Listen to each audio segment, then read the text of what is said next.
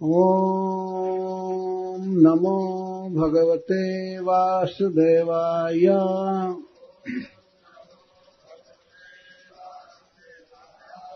ॐ नमो भगवते वासुदेवाय।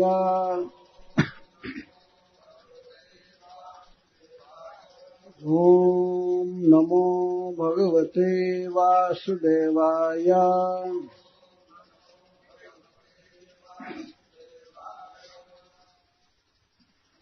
श्रीशुक उवाच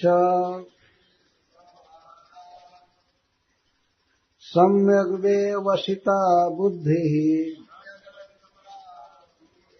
तव राजर्षि सत्तमा वासुदेव कथायां ते जज्जात नैष्ठिकी रतिः। वासुदेव कथा प्रश्नः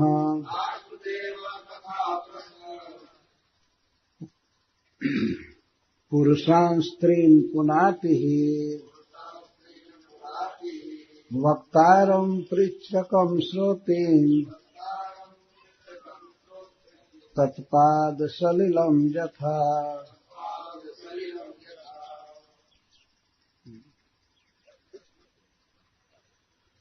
श्रीशुक उवाच। श्रील सुखदेव गोस्वामी ने कहा, सम्यक ठीक ठीक, सम्यक व्यवसिता कृत निर्णया बुद्धि बुद्धि तव आपकी राजर्षि सत्तमा है समस्त राजर्षियों में श्रेष्ठ। वासुदेव कथायाम भगवान श्री कृष्ण की कथा में जब जिस बुद्धि से जाता उत्पन्न हुई है, नैष्ठिकी दृढ़, रति ही प्रेम। अनुवाद। हे राजर्षियों में सर्वश्रेष्ठ महाराज परीक्षित, आपकी बुद्धि बिल्कुल पूर्ण है।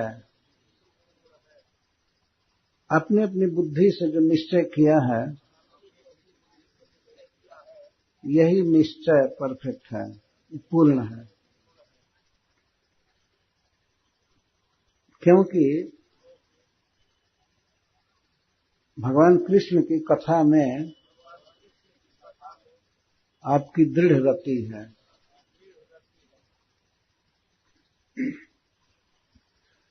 तो कल शाम की कथा में हम लोग सुन रहे थे, महाराज परीक्षित के द्वारा पूछा गया प्रश्न, भगवान श्री कृष्ण के लीला विषयक प्रश्न पूछा गया।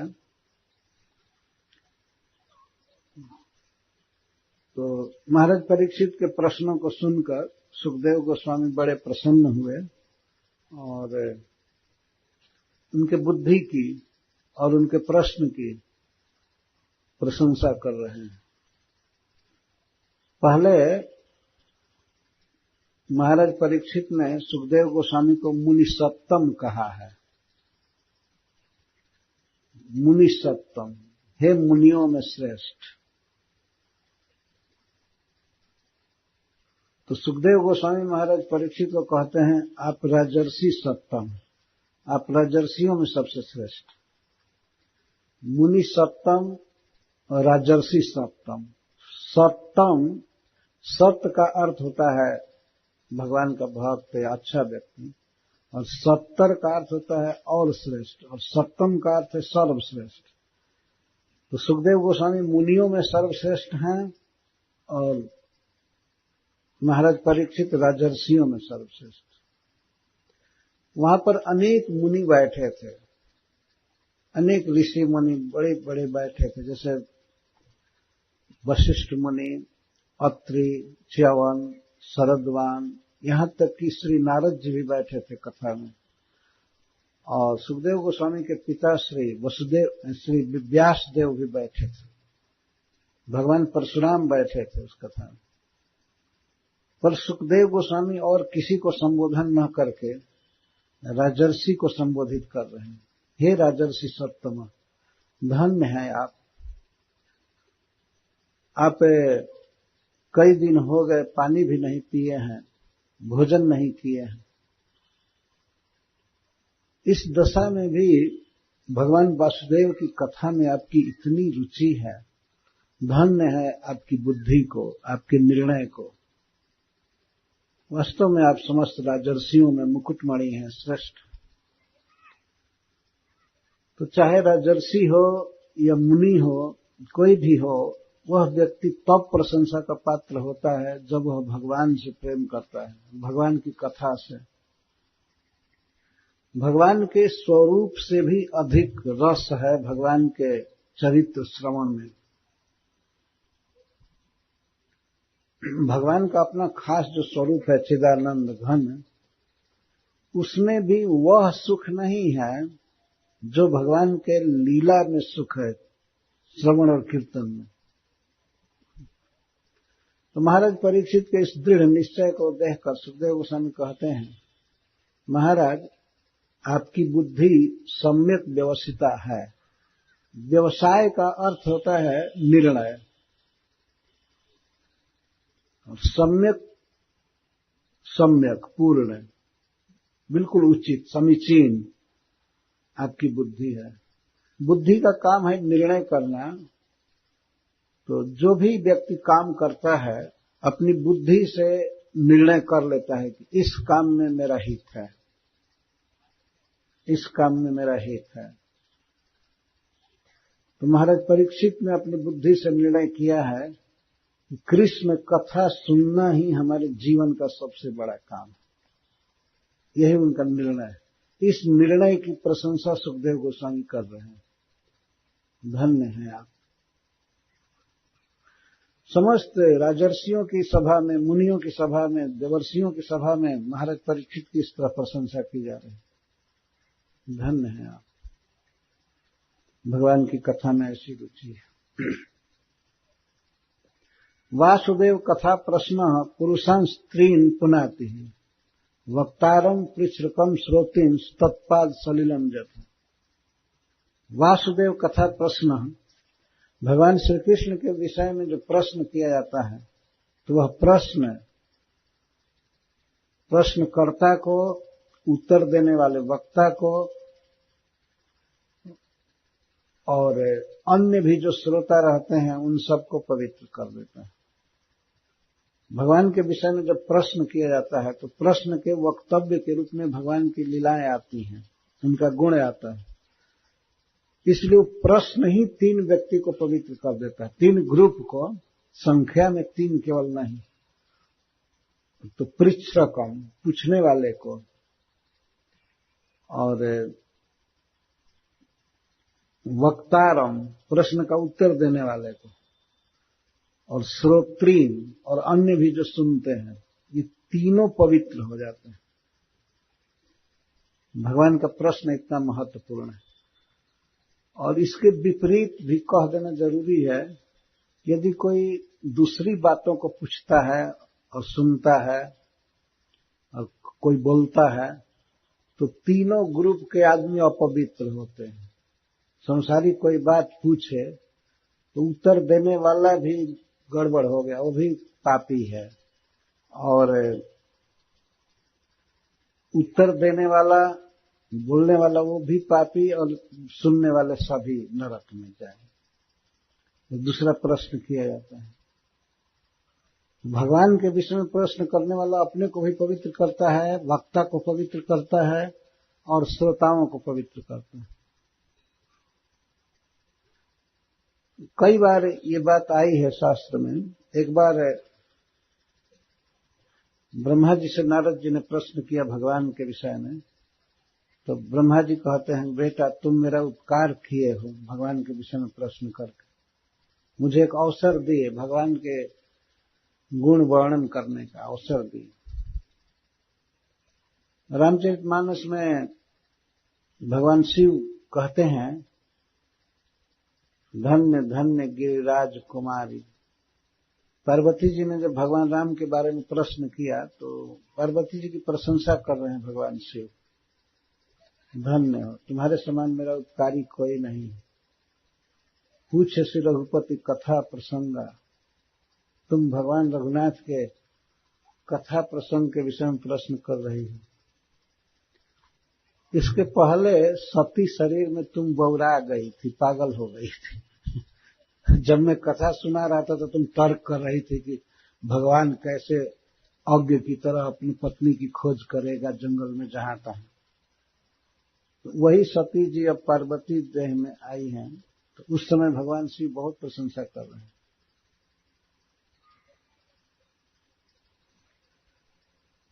तो इस प्रकार भगवान के बारे में पूछने वाला बहुत महान व्यक्ति है, जिसको जिज्ञासा हो।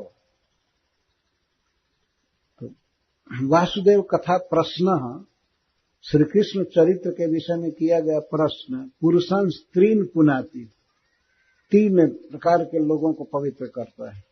वक्तारम, जो प्रश्न का उत्तर देंगे, वक्ता को, और पृच्छकम, पूछने वाले को, और श्रोत्रिम, सुनने वाले को। तत्पाद सलिलम जथा, जैसे भगवान के श्री विग्रह श्री मूर्ति की कोई पूजा करता है तो चरण धोता है, तो भगवान के चरण का धोवन या शालिग्राम का धोवन उनका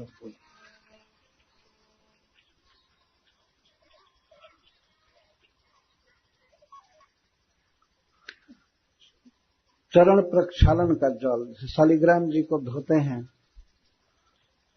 भगवान का वो देह का श्री विग्रह का जल जो धोता है वो तो पवित्र होता ही है, और जो मतलब छिड़कता है, उस जल को छिड़कता है तो वो पवित्र होता है, और जिस पर छिड़क रहा है वो पवित्र होता है, और आसपास में जिन पर भी बूंदे लगती हैं, एक बूंद भी, वो भी पवित्र होता है। तत्पाद सलिलम, भगवान का चरणामृत सबको पवित्र करता है। या भगवान के चरण का जल श्री गंगा जी 3 लोकों को पवित्र करती है। स्वर्ग को पवित्र करती हैं, इस पृथ्वी को पवित्र करती हैं। पृथ्वी मतलब पृथ्वी में रहने वाले समस्त जीव गंगा जी में आचमन करके, गंगा में स्नान करके या गंगा जी का नाम लेकर के पवित्र हो जाते। और स्वर्ग में भी गंगा जी हैं, ब्रह्मलोक से उतरती हैं, ब्रह्मा जी के कमंडलू से। तो स्वर्ग में भी वो फैली हुई हैं, और उनका नाम है मंदाकिनी। और इस पृथ्वी पर उनका नाम है गंगा या अलकनंदा। और पाताल लोक में बहती हैं, सारे जगत को पवित्र करते हैं, उनका नाम है वहां पर भोगवती, गंगा जी का नाम। तो जिस प्रकार गंगा जी 3 लोकों को पवित्र करती हैं, उसी प्रकार भगवान के विषय में किया गया प्रश्न 3 प्रकार के लोगों को पवित्र कर देता है।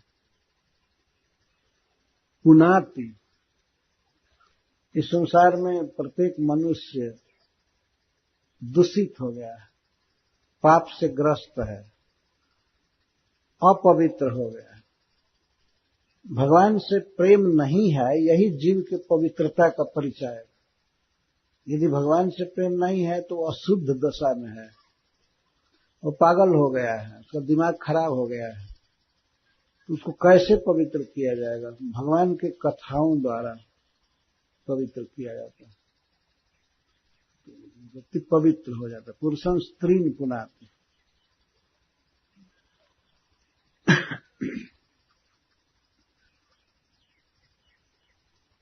इसीलिए दिन में रखना चाहिए बैटरी। बैटरी रखने शांति से कथा होती है, लाइट की कोई जरूरत नहीं होती है। तो दिन में आडंबर होता है, इसकी कोई जरूरत नहीं।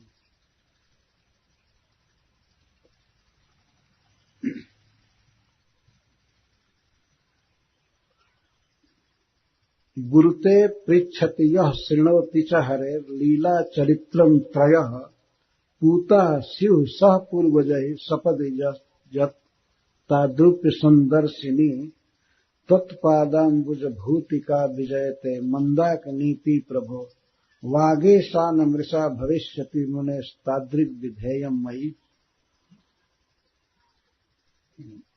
जो व्यक्ति भगवान के बारे में पूछता है, सुनता है और बोलता है, ये तीनों लोग पवित्र हो जाते हैं सह पूर्वजैः, अपने पूर्वजों के साथ। भगवान की कथा सुनने वाला व्यक्ति केवल अपने को ही नहीं तारता है, अपने पूर्वजों को भी तारता है।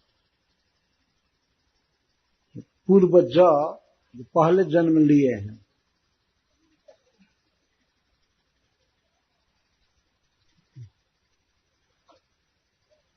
तो प्रहलाद महाराज ने भगवान नृसिंहदेव से यह कहा अंत में कि हे प्रभु, मेरे पिताजी आपकी बहुत निंदा किए, हिरण्यकश्यप बहुत निंदा किए, और मैं आपकी भक्ति में लगा था तो मुझको भी बहुत सताए, अतः मेरे पिता को पाप लगा होगा, तो कृपया आप उनको मुक्त कर दीजिए, वो नरक में न गिरे, उनको क्षमा कर दीजिए।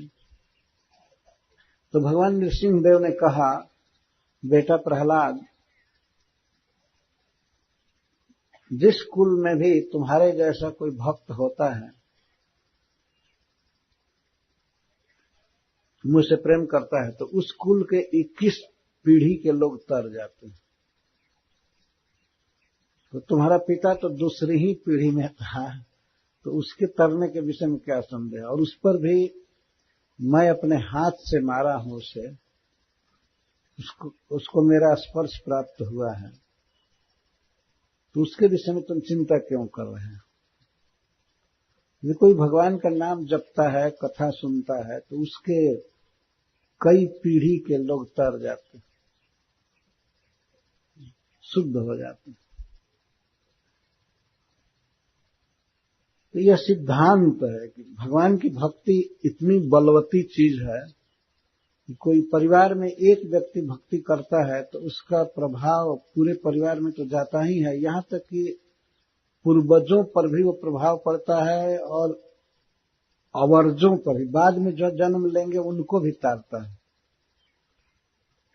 क्योंकि भगवान ने जब कहा प्रहलाद महाराज से कि तुम्हारे 21 पीढ़ी के लोग तर गए, तो प्रहलाद महाराज इस वर्तमान जन्म में बहुत पीढ़ी नहीं बिताए थे। उनके पिता थे हिरण्यकश्यप, और हिरण्यकश्यप के पिता कश्यप जी थे, कश्यप जी के मरीचि, और मरीचि के ब्रह्मा जी, और ब्रह्मा जी के पिता भगवान।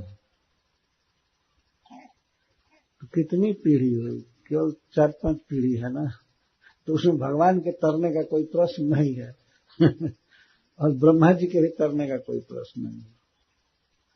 तो कोई नरक में गिरने वाले नहीं होते हैं। तो कश्यप और हिरण्यकश्यप 2 पीढ़ी बीती है प्रैक्टिकल। भगवान कहे कि तुम्हारे 21 पीढ़ी के लोग तर गए, तो उसका टीकाकार लोग अर्थ करते हैं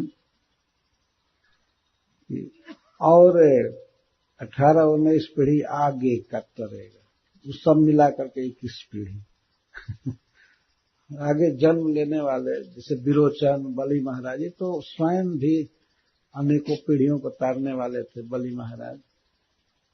तो भगवान इस तरह कहते हैं, पर यह सबके लिए कह रहे हैं। जो भगवान की भक्ति करता है, कृष्ण को प्रणाम करता है, जप करता है, खास करके महामंत्र का कीर्तन करता है, जो भगवान का नाम लेता है, उसके विषय में तो कहना ही क्या, वो तो पवित्र है और दूसरों को पवित्र करता है। और विशेष करके जो लोग गलियों में कीर्तन करते हैं, जोर से कीर्तन करते हैं, माइक पर कीर्तन करते हैं, तो वो तो और नगर को पवित्र करते हैं, गांव को पवित्र करते हैं, क्योंकि भगवान का नाम शुभ है। जाकर नाम सुनत शुभ होई, मोरे गृह आवा प्रभु सोई। जिनका नाम सुनने पर शुभ होता है, मंगल का विस्तार करता है, तो वे भक्त जो भोर में उठ करके जाते हैं प्रभात फेरी में, वो तो अपने को, अपने वंश को पवित्र करते ही हैं, सबको पवित्र करते हैं। जो केवल कान में गिरे भी भगवान का नाम, तो वो व्यक्ति पवित्र हो जाता है, उसमें एक संस्कार बनता है, बाद में चल करके उसका भगवत प्रेम प्रकट होता है। तो कम से कम जो बोल रहे हैं, तो बोलना एक बहुत बड़ी साधना है। और कोई व्यक्ति मान लीजिए अपने आश्रम में या अपने घर में बैठा है और चुपचाप ध्यान कर रहा है, कुछ पता नहीं है कि उसका मन वास्तव में भगवान में गया है कि कहीं बैठे बैठे ऑफिस में या दुकान में उसका मन गया है, कोई पता नहीं लगता है ना। मन बड़ा चंचल है, शरीर बैठा रहता है, देह बैठा रहता है, लेकिन मन तो चक्कर काटता रहता है। लेकिन जनता में क्या प्रचार है कि अगर कोई ऐसे बैठ गया आंख बंद करके, तो लोग कहते हैं ओ ध्यान कर रहा है। अगर आंख बंद करना ही ध्यान होता तब तो कुत्ते भी सोते हैं राख पर, वो ध्यान कर रहे हैं, और हम लोग भी रात में सोते हैं तब बस ध्यान कर रहे हैं। ध्यान क्या समाधि में हो गए, कुछ दुनिया का स्मरण ही नहीं रहता सोते से। लेकिन असली बात है कि भगवान के रूप का, लीला का स्मरण होना चाहिए और उच्चारण होना चाहिए। ये भगवान के लीला का, नाम का उच्चारण हो रहा है, तो ये तो प्रकट है कि हाँ भजन हो रहा है। तो गाना और जन जन को सुनाना भगवान का नाम ही बहुत पुनीत कार्य है, यही जगत का मंगल है। जैसा महाराज परीक्षित कह रहे हैं, वासुदेव कथा प्रश्न पुरुषं स्त्रीन पुनाति वक्तारम पृच्छकम सोति तत्पाद सलिलम जथा। इसमें कोई प्रयास नहीं करना पड़ता है। यदि कोई भगवान का नाम सुनता है तो पवित्र होगा ही होगा ही, और फिर जो नाम लेता है उसके विषय में तो कुछ कहना ही बाकी नहीं। आप लोग बहुत अच्छा कर रहे हैं। बाबा की प्रेरणा से, रमेश बाबा की प्रेरणा से यहाँ बहुत से लोग प्रभावित हैं, तो ये बहुत अच्छा काम है। इस युग में एकमात्र यही भक्ति है, धर्म है।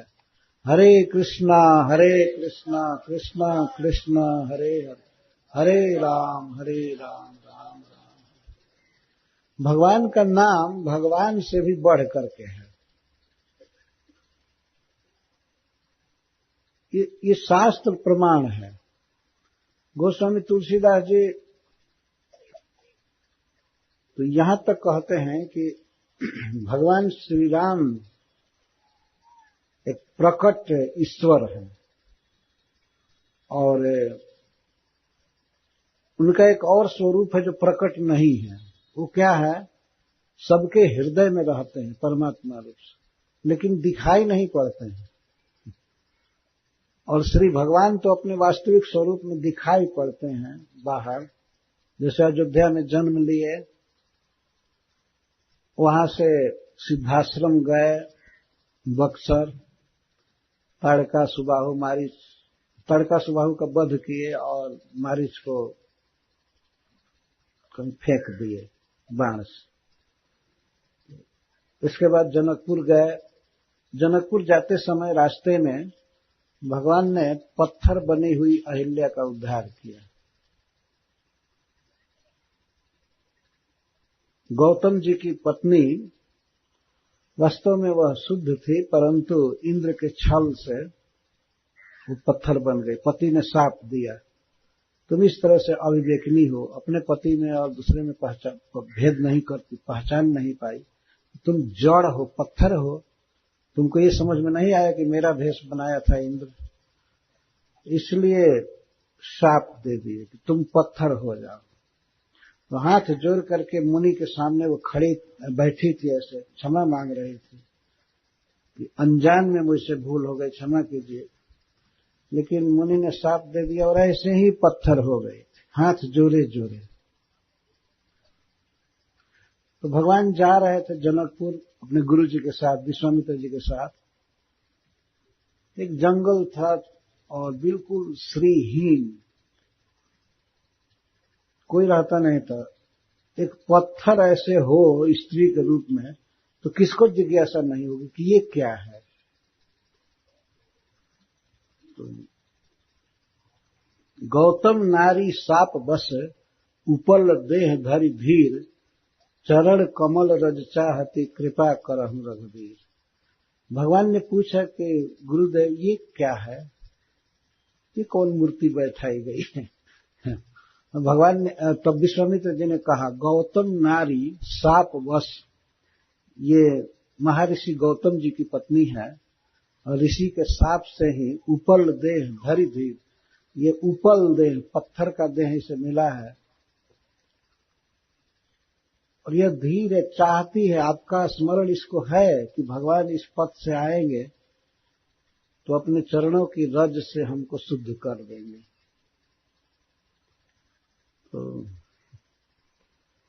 कृपा करहु रघुवीर, हे रघुवीर आप कृपा कीजिए। वो महर्षि गौतम जी की धर्म पत्नी ब्राह्मणी और विश्वामित्र जी कह रहे क्षत्रिय को कि इसको चरण रज दीजिए, इस पर चरण रखिए। ये बहुत बेढंगी बात हो रही थी और भगवान है मर्यादा पुरुषोत्तम, पर मुनि ने साफ ही कह दिया कि चरण कमल रज चाहती, आपके चरण कमल की धूली चाहती है, आप कृपा कीजिए, इस पर अपना चरण रखिए। ये शुद्ध ही नहीं हो जाएगी, अपने स्वरूप में हो जाएगी, पत्थर देह छूट जाएगा, ये वास्तविक के रूप में आ जाएगी। तो भगवान ने पहले तो टाले, नहीं चाहते थे कि ब्राह्मणी के सिर पर हम अपना पैर रखें, परंतु गुरु का आदेश ही वेद के समान होता है। जो गुरु कह रहे हैं तो उसमें कोई दोष नहीं। तो भगवान ने कृपा करके उसके सिर पर अब तक चरण रख। परसत पद पावन शोक नसावन, प्रकट भई तप पुंज से। चरण का स्पर्श करना था कि वह तपस्या की मूर्तिमती होकर के प्रकट हो गई। पहले से अहिल्या बहुत तेजस्विनी हो गई, परम सुंदर, परम ज्ञान से संपन्न। परसत पद पावन शोक नसावन, प्रकट भई तब पुंज सही। और क्या क्या है हमको तो याद नहीं है, बहुत बड़ी स्तुति है। बाद में कहती है, मुनि साप जो दीन्हा अति भल कीन्हा, परम अनुग्रह मैं माना। हमारे पति ने, मुनि ने जो साप दिया बहुत भारी कृपा किया हम। अगर मैं पत्थर नहीं बनी होती तो आपका चरण रज नहीं मिला होता। और यह घटना सब जगह फैल चुकी थी, सब जगह फैली थी कि श्री राम ने चरण रज से पत्थर बनी हुई अहिल्या को तार दिया। कई जगह इस घटना का उल्लेख है रामचरितमानस में। जब ये उल्लेख है, जब भगवान श्री राम जनकपुर पहुंचे तो वहां पर जनक नगर घूमने लगे, लक्ष्मण जी के साथ घूम रहे थे। तो कुछ स्त्रियों ने देखा, जनकपुर की स्त्रियों ने कृष्ण को देखा, भगवान श्री राम को देखा। तो देख करके उनके मन में ऐसा ऐसी अभिलाषा उत्पन्न हुई, ओहो सीता के जोगी यही लड़का वर है, इतना सुंदर, मैंने कभी सुना नहीं, देखा नहीं। तो कहती सीता इसी की पत्नी होने योग्य है, और यह पुरुष सीता का पति होने योग्य है। हमने, हे भगवान, हमने जो भी सुकृत किया हो, पुण्य किया हो, धर्म किया हो, उसका ये फल होना चाहिए कि सीता का विवाह इस लड़के से होना चाहिए। सब लोग कह रहे हैं, लेकिन कुछ स्त्रियां बहुत शोक में डूब गई, अपने अपने छत पर या झरोखों से वो देख रही थी। बहुत बड़ा असमंजस व्यक्त की कि अरे सखी, कैसे विवाह हो सकता है, यह संभव है। महाराज जनक इतने ज्ञानी होकर के इतनी बेढंगी प्रतिज्ञा कर लिए, इनको कौन समझाएगा? इस लड़के से तब विवाह होगा न कि धनुष तोड़ेगा, ये राजा ने शर्त कर दिया। तो स्त्रियां आपस में महाज्ञानी जनक जी को बुद्धू बता रही हैं। क्या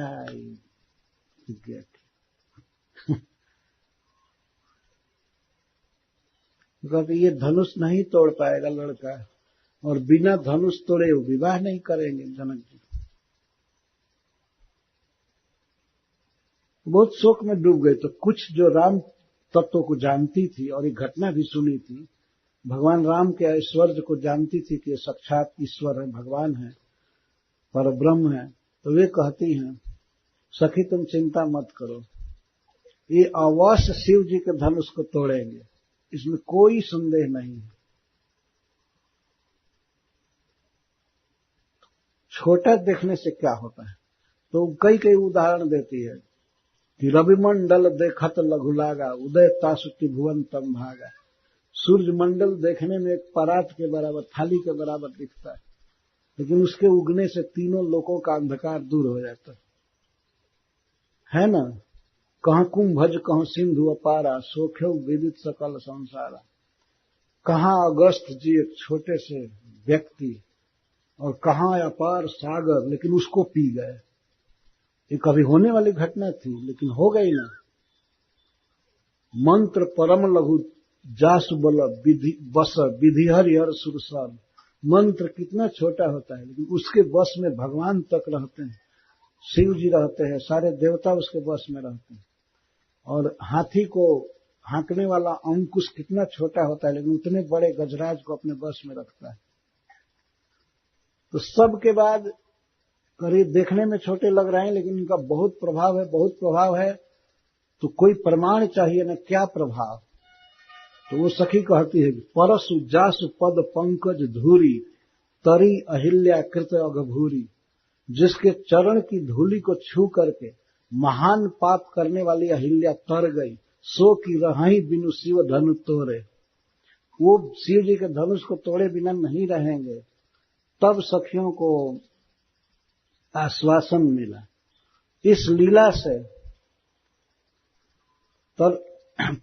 परसी जासु पद पंकज धूरी, तरी अहिल्या कृत अघभूरी। कृत अघभूरी, भगवान शिव इस कथा को कह रहे हैं, तुलसीदास जी लिखे हैं। तो वो कहते हैं कि वो भूरी पाप की थी, बहुत पाप की थी। इससे यह निष्कर्ष निकलता है कि अंतिम समय में अहिल्या को ये पता लग गया कि ये मेरे पति नहीं है, फिर भी उसने इंद्र का संगम स्वीकार किया, तो यही भूरी पाप हो गया। अपने पति के अलावा पर पुरुष से संगम करना, ये पत्नी के लिए सबसे बड़ा पाप है। तो इसको भूरी पाप कहा जा रहा है। इतना बड़ा पाप की थी, लेकिन भगवान के चरण रज को छू करके परम पवित्र हो गए। तरी अहिल्या कृताग भूरी, सो की रही बिन शिव धन तोरे। तो ये घटना फैल गई थी। मैं इसके लिए कह रहा हूं कि तत्काल की घटना थी बक्सर और जनकपुर के बीच में। बक्सर के पास ही ज्यादा है वो, जनकपुर में संवाद फैल गया।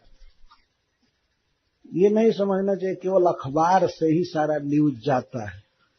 पहले बहुत बड़ी सुविधा थी, तीनों लोकों में कोई न्यूज फैल जाता था, और वो भी भगवान की लीला, जिसके पीछे नारद जी लगे हैं, सारे ऋषि मुनि सब देखते थे देवता कि भगवान कहाँ जा रहे हैं, क्या लीला कर रहे हैं, तो वो लोग तो तत्काल फैला देते थे। फैल गई थी लीला। और दूसरा प्रमाण है कि जब भगवान वनवास के लिए जा रहे थे 14 वर्ष के लिए, तो अयोध्या से चलने पर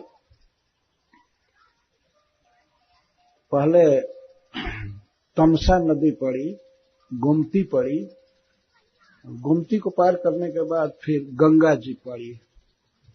गंगा को पार करना था, तो भगवान श्री राम रात को रुके गंगा जी के तट पर, और सवेरे गंगा पार करने के लिए तीर पर गए। तो वे केवट को पुकारने लगे। लक्ष्मण जी पहले पुकारे तो बोलता ही नहीं था, और नाव को नदी के बीच में ले जाकर खड़ा किया, तट पर नहीं रखा। तो भगवान ने बुलाए, ओ नाविक, नाव लाओ, नाव लाओ, हमें पार जाना है। मांगी नाव न केवट आना, लेकिन केवट लाया नहीं, नाव को लाया नहीं। भगवान ने कहा क्यों नहीं ला रहे हो, आखिर तुम खिवाई लोगे, पार करोगे, सब ऐसे तुम्हारी जीविका है, तुम्हारा बिजनेस है, तो तुम क्यों नहीं ला रहे हो, लाओ जल्दी लाओ। जब भगवान ने कहा मांगी नाव न केवट आना, तो ऊपर से क्या कहता है, कहे तुम्हार मरम में जाना, तुम्हारा सारा रहस्य में जानता हूं। रहस्य जानता है, क्या रहस्य जानता है कि नाव पर नहीं चढ़ाएगा, उसको क्या खतरा था। चरण कमल रज कहूं सब कही, मानुष करनी मूरी कछुआई। सभी लोग कहते हैं, सब जगह ये न्यूज फैला है कि आपके चरण के धूल में एक अद्भुत जादू है मनुष्य बनाने की। आप किसी चीज को छूते हैं तो वस्तु मनुष्य के रूप में या मानवी के रूप में बदल जाए।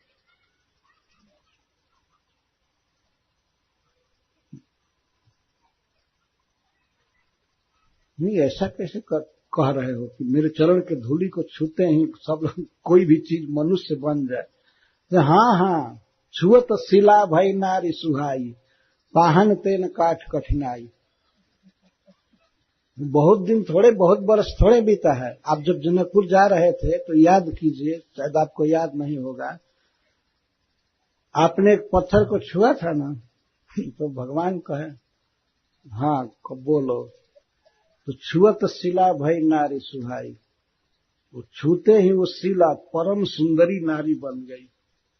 सुहाई माने सुंदरी, बहुत सुंदर नारी बन गई। तो ये काठ जो है वो तो पत्थर से कोमल है ना। पाहन तेन काठ कठिनाई, जब पत्थर से स्त्री बन गई तो ये तो नाव है, वो भी पुरानी है, वो भी रोज पानी खा खा कर सड़ गया है, इसको नारी बनने में क्या देर लगेगी। एक ही नारी है, उसका भरण पोषण करता हूं, ये दो दो नारी हमारे घर में हो जाएंगी और काम भी बंद हो जाएगा, नाव भी खत्म होगी और दो पत्नियां आ गई, तो इनका भरण पोषण मैं कैसे करूंगा। बाट परई मोरी नाव उड़ाई, काम बंद हो जाएगा, नाव भी चली जाएगी और परिवार ऊपर से बोझ और बढ़ जाएगा।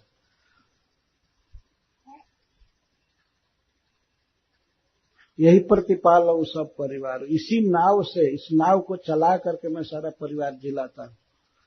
आपको दया नहीं है, आप मेरी जीविका खत्म करना चाहते। गोस्वामी तुलसीदास लिखते हैं, आइए चलिए हम यहाँ से दूसरी जगह बताते हैं, हम नाव पर चलते चलते आपको बताएंगे, वहां घाट पर कमर भर पानी है, वहां से निकल जाएंगे, नौका पर नहीं चढ़ने।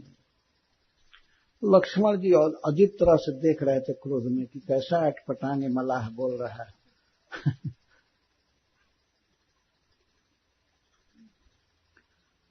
तो केवट ने यहां तक कह दिया, जब भगवान ने कहा क्या कोई उपाय नहीं है, नहीं उपाय कुछ भी नहीं है, हम जीविका खत्म नहीं करना चाहते हैं। वास्तव में भगवान का परम प्रेमी था भक्त, किसी तरह से भगवान के चरण कमल के धूलि को धोना चाहता, चरण धोना चाहता था, करीब बहाना निकाला। तो जो भी हो, आखिर ये घटना सुना था, फैली थी तब ना। वन के रास्ते में भगवान जा रहे थे और ये सब जगह समाचार फैला कि इनके चरण के स्पर्श से अहिल्या जो पत्थर थी नारी बन गई।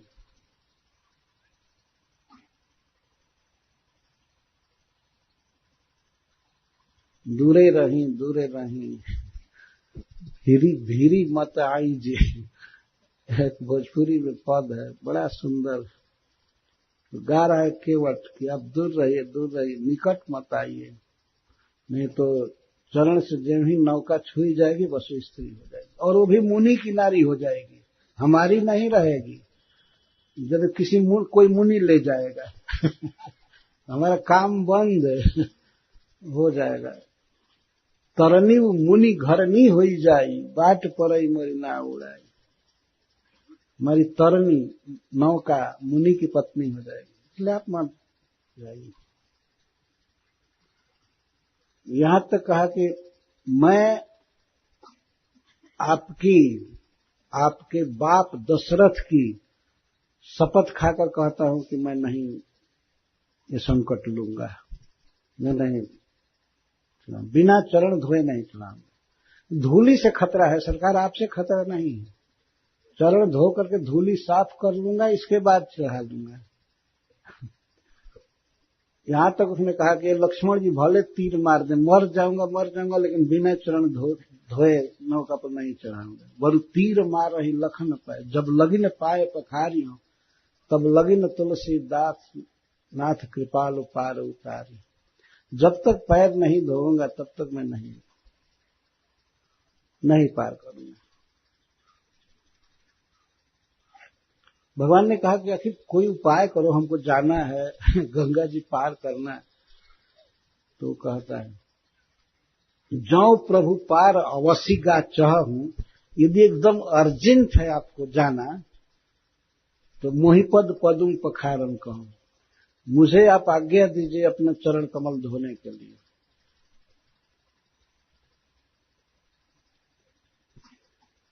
तो ये कॉम्प्रोमाइज हुआ केवट और भगवान में। अच्छा ठीक है भाई,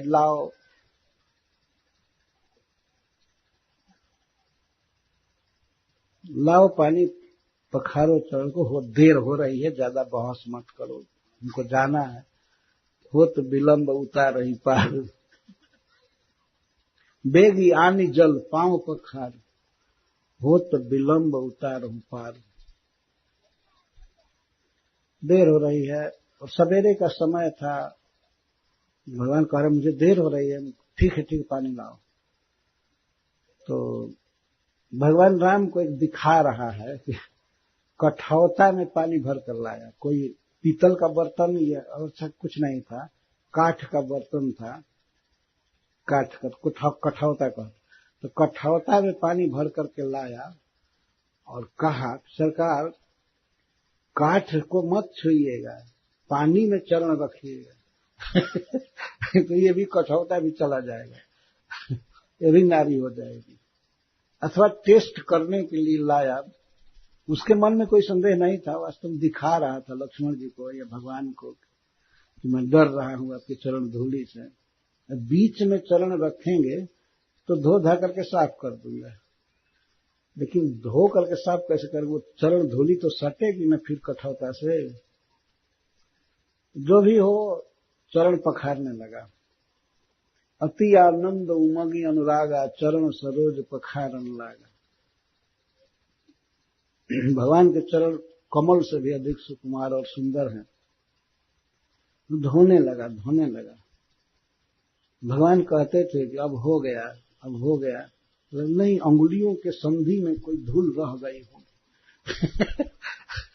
इधर उधर रह गई तो फिर पोंछता है धो करके, फिर कहते नहीं अभी मुझको शंका है, अभी फिर धोता है बहुत प्रेम से। अति आनंद उमगी अनुरागा, चरण सरोज पखारने लगा। जब पूरा मन भर के पखार लिया, और जब चरण पखार रहा था चालू किया ते देवता लोग बरस सुमन सुर सकल सिंहाही यही सम पुण्य पुंज कोलना है। भगवान पर तो फूल की वर्षा कर ही रहे थे, लेकिन कीवट पर ज्यादा कर रहे थे देवता लोग। इसके समान पुण्यात्मा कोई नहीं, यही सम पुण्य पुंज कोलना है। चलो भगवान को गंगा पार किया, ये तो लीला है आगे। लेकिन यह घटना चारों तरफ फैली थी कि भगवान श्री राम पत्थर को चरण से छू दिए तो वो नारी बन गई। सर्वत्र विदित बात थी। तो आजकल के जो बोका लोग हैं, ज्यादा पढ़े लिखे गधे, वे तो कहेंगे अरे ये कौन जानता है, तुम नहीं जानते हो तो कोई नहीं जानता है। जब सारी दुनिया उस समय जान गई, गोस्वामी तुलसीदास जी ने एक पद में लिखा है कि बिंध के बासी उदासी तपी व्रतधारी महाबिनु नारी दुखारी। बिंध के बासी बड़े बड़े तपस्वी, जोगी, व्रती, मौनी तपस्या कर रहे थे, भगवान के भक्त नहीं थे, ऐसे जैसे आजकल के तपस्वी मौनी जोगी कोई होते हैं, तो इस तरह से भरे पड़े थे पहाड़ में। तो उनके मन में एक बात के लिए बहुत दुख था। लोग सोचते थे अलग अलग मन में कि यदि हमें वाइफ मिल जाती, कोई स्त्री होती तो हमारी सेवा करती। मैं बेकार साधु बन गया और अकेले भोजन बनाना पड़ रहा है, कंदमूल खाना पड़ रहा है, तपस्या करनी पड़ रही। तो एक संगनी हो जाती, एक स्त्री हो जाती तो बड़ा अच्छा होता। विरक्त थे, घर छोड़ करके जाकर के वन में तप कर रहे थे, पर महाबिनु नारी दुखारे, बिना नारी के सब दुखी थे। लेकिन जब यह समाचार मिला उनको, अयोध्याधीराज भगवान के चरण को छू करके अहिल्या पत्थर बनी, चरण छू करके वो स्त्री बन गई, तब बहुत खुशी हुई इन लोगों को, बहुत खुशी हुई कि अरे अब तो बड़ा उपाय मिल गया, भगवान के कृपा से अब स्त्री मिल जाएगी। तो सोचने लगे। तो गोस्वामी तुलसीदास जी लिखते हैं कि जब भगवान उनके आश्रम के निकट गए तो सब लोग भगवान के पास आकर के विनय करने लगे, सरकार हमारे आश्रम पर भी चला जाए, बहुत कृपा किए, कृपा करके आप चरण इधर लाए, तब हमारे आश्रम पर चलिए, हमारे आश्रम पर चलिए, हमारे आश्रम पर चलिए। और क्या आशय था, वे पत्थर जुटा करके रखे थे और चाहते थे कि भगवान श्री राम चरण से छू दें तो हमें भी पत्नी मिल जाएगी आसानी से। तो अयोध्या के राम कुमार जी रामायणी एक थे, वे हमसे एक बार कथा सुना रहे थे। तो कह रहे थे कि ये मुनि लोग छांट छांट करके अपने साइज का पत्थर रखते थे और व्हाइट पत्थर, गोरा गोरा पत्थर ला करके रखते थे कि हमको ऐसी गोरी स्त्री मिले मिले। और कई मुनि तो 2-4 जुटा करके रखते थे। तो भगवान से विनय कर रहे थे। बॉम्बे में मैं इस कथा को कहा, एक भक्त ने पूछा हमसे बाद में कि तो महाराज भगवान श्री राम गए उनके पास और चरण से छुए उस पत्थर को? तुमने कहते नहीं, वही मनोरथ था उनका, एक बार कह दिए, लेकिन भगवान के सुंदरता को देख करके वो स्त्री आदि सब भूल गए। भगवान में उनका मन रम गया, सब पछताने लगे कि अरे हम स्त्री की कामना क्यों करते हैं, ऐसे भगवान से प्रेम करना चाहिए। तो भगवान के सुंदर रूप को देख करके मुनियों की वो गंदी भावना सब चली गई, स्त्री रखने की और ये सब चली गई। ये तो मैं ऐसे जैसे विनोद में पद लिखा गया वैसे मैं विनोद में उत्तर दे दिया। एक रास्ते में जब मैं मंच से उतर करके जा रहा था गेस्ट हाउस में, तो एक भक्त पीछे पड़ा, कहा महाराज इस सत्य घटना है कि ऋषि लोग पत्थर जुटा जुटा करके रखे थे स्त्री बनाने के लिए। तो मैं प्रश्न किया, ये सत्य है ना कि भगवान ने पत्थर से नारी बनाया था? ये सत्य है ना? ये तो 100% सत्य है, वो कहता है भगवान, ये तो बिल्कुल सत्य है, उन्होंने पत्थर से नारी बनाया था। तो मैं पूछा दूसरा प्रश्न किया, और ये न्यूज फैला था ना सब जगह? हाँ। तो किसी मुनि के मन में यह बात आवे कि बिना नारी के मैं दुखी हूं, तो एक नारी ऐसे मिल जाती है और बिना परिश्रम के, तो वो सोचा होगा नहीं मन में कि ठीक है भगवान आ ही रहे हैं तो उनके चरण से छुआ करके स्त्री ले लेंगे। ये स्वाभाविक है ना? नहीं, स्वाभाविक तो है, लेकिन क्या सचमुच वो लोग पत्थर जुटाए? जिसको विश्वास होगा इस लीला पर, वो विवाह करना चाहता होगा तो जुटाएगा ही। जो विवाह करना चाहते थे, स्त्री चाहते थे, वे जुटाए होंगे। तभी तो गोस्वामी तुलसीदास जी लिखे, कभी कभी विनोद में बात कही जाती है लेकिन वही सत्य होती है। ये झूठा विनोद नहीं है, वास्तव में ये सत्य विनोद है। इसका अर्थ ये नहीं कि सचमुच के लोग पत्थर पट्टियां जुटा करके रखे थे, ऐसी बात नहीं है।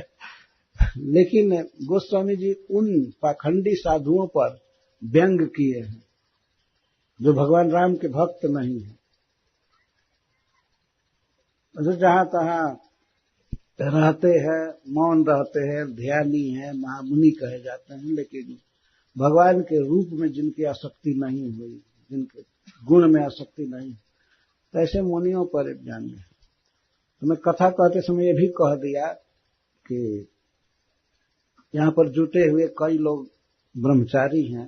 मैं कथा में बोल रहा था बॉम्बे में, कई ब्रह्मचारी हैं, बेचारे अपनी भूल पर पछता रहे होंगे कि मैं कैसे ब्रह्मचारी रह गया। अब उनको स्त्री की कामना हो रही हो। तो इस मंदिर में काम हुआ है, बहुत उजला उजला मार्बल पड़ा हुआ है, तो भगवान श्री राम से जो मूर्ति के रूप में है, उनसे कहना चाहिए कि प्रभु जी कभी उतर करके अल्टर से अब यहाँ पैर रख दी। अपने घर से उतर करके पैर रख दीजिए, हमारा मनोरथ पूरा हो जाए।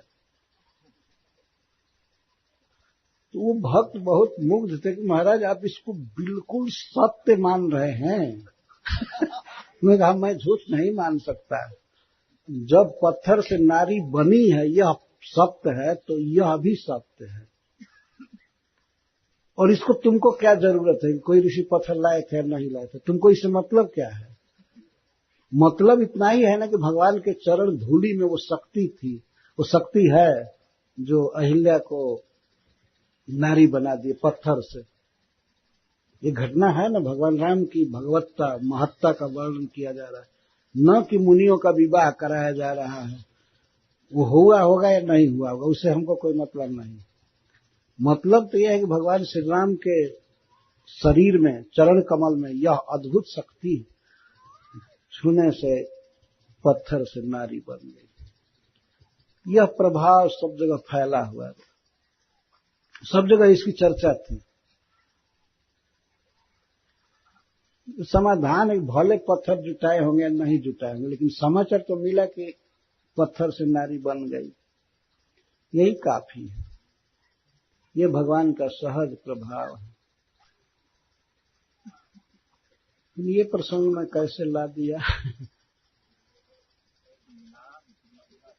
हाँ, नाम की महिमा कहने के लिए मैं इसको चालू किया।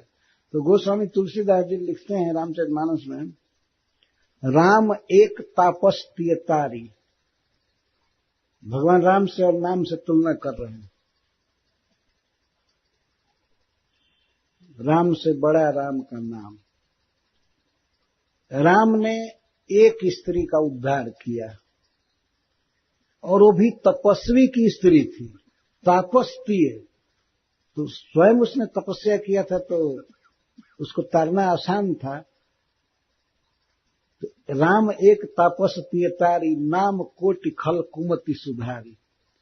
और नाम तो करोड़ों खल की कुमति को सुधार दे। कुमति भी एक कुत्सित स्त्री है, करोड़ों करोड़ों कुमति का सुधार कर देता है। हरे कृष्णा कृष्णा कृष्णा हरे हरे, हरे राम राम राम। भगवान तो एक स्त्री को तारे और उनका नाम करोड़ों स्त्रियों को तारता है, और वो भी कुमति को। ऐसा नहीं कि तपस्वी की मति को, कुमति। किसकी कुमति? वो भी खल की कुमति, खल की कुमति को, और करोड़ों कुमतियों को सुधार दिया। तो बताइए, भगवान के नाम में और भगवान में कोई तुलना है? नाम हमेशा बड़ा है। राम भालू कपि कटक बटोरा, सेतु हेतु श्रम किन्ह न थोरा। भगवान राम जी एक सेतु बनाए लंका जाने के लिए, और वो भी बहुत बानर भालू सब जुटाए, सब लोगों से पत्थर ढोआए, क्या क्या किए। पुल बांधने में कम परिश्रम नहीं किए। सेतु हेतु श्रम किन्ह न थोड़ा, थोड़ा परिश्रम भगवान नहीं किए। यदि वो कोई पत्थर ढो करके नहीं लाए थे, लेकिन बानर लोग तो ढो ढो करके ला रहे थे, बानर भालू। बहुत परिश्रम हुआ। लेकिन नाम लेत भव सिंधु सुखाही, करहु विचार सुजन मन माही।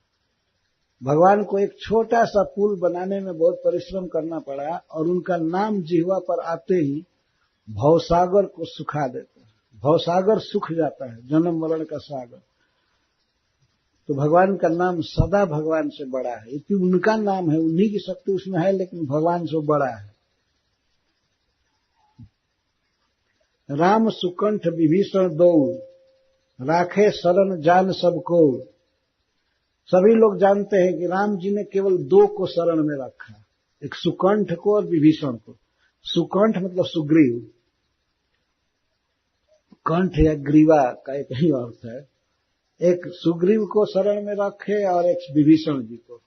लेकिन नाम गरीब अनेक निवाजे, लोक वेद बर विरद विराजे। लेकिन नाम तो अनेकों को शरण दिया है और देता रहेगा जुग जुग। नाम से सबका उद्धार हुआ है, सबको आश्रय दी। ये महिमा है भगवान के नाम की। अपत अजामिल गज गनिकाऊ, भय मुकुट हरि नाम प्रभाव। पापी गज और गणिका ये सब भगवान के नाम से मुक्त हो गए, और अजामिल जैसा पापी नाम लेने से पार हो तर गया। और कई उदाहरण दिए हैं, कई दोहों में, कई चौपाइयों में गोस्वामी जी ने नाम की महिमा का उल्लेख किया है। भगवान सबके हृदय में रहते हैं, सबके हृदय में साक्षात रहते हैं। कोई प्राण प्रतिष्ठा से नहीं, डायरेक्ट रहते हैं सबके हृदय में। लेकिन असप्रभु अछत हृदय अविकारी, सकल जीव जगत दीन दुखा। लेकिन भगवान के हृदय में रहते हुए सारा जगत दुखी है, सभी लोग दुखी हैं। सबके हृदय में हैं, लेकिन फिर भी सब दुखी हैं। लेकिन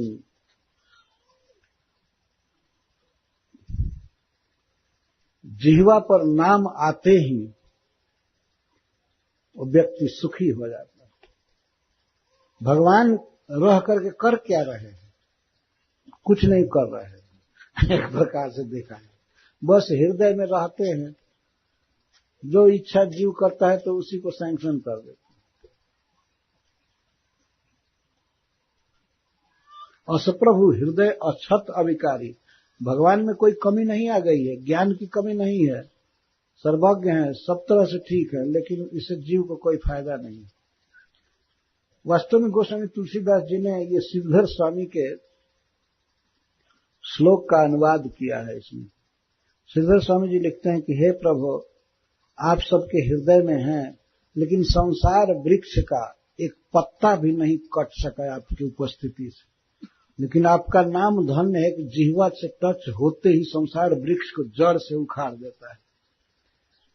जन्म मरण जो है ये सब एक महावृक्ष की तरह, भगवान ने गीता में कहा है, ऊर्ध्वमूलम अधः शाखम अश्वत्थम प्राहुरव्ययम। लेकिन इस संसार वृक्ष की जन्म मरण शोक के वृक्ष को जड़ से उखाड़ करके फेंक देता है भगवान का नाम केवल जिह्वा पर आते ही। तो बताइए, भगवान से भगवान का नाम बड़ा हुआ कि नहीं? इसलिए भगवान के नाम का आश्रय लेना चाहिए। तो महाराज परीक्षित भगवान की कथा की महिमा सुन रहे हैं, सुखदेव गोस्वामी बोल रहे हैं। अब वे कथा चालू कर रहे हैं। भूमिर्दृप्त नृपव्याज दैत्यानीक शतायुत आक्रांत भूरि भारेण ब्रह्मांडम शरणम जयो। भगवान का अवतार किस तरह से हुआ, अवतार के पहले क्या स्थिति थी, इसको बता रहे हैं। भूमिर्दृप्त नृपव्याज दैत्यानीक शतायुत। यह पृथ्वी राजाओं के भूरी भार से आक्रांत हो गई थी। पृथ्वी पर लोड क्या है, भार क्या है? पाप का भार। यह पृथ्वी पापियों के दुष्कर्म के फल भार को नहीं सह पाती है। यही भार है। दूसरे की स्त्रियों के प्रति दृष्टि डालना, बाढ़े बहुखल चोर जुआरा, जेता कहीं पर धन पर दारा। जो दूसरे की स्त्री पर और दूसरे के धन पर दृष्टि डाले, ये सब पापी है। जुआरी आदि, हिंसक। तो बहुत लोग बढ़ गए थे, विशेष करके राजा लोग बहुत पाप कर रहे थे।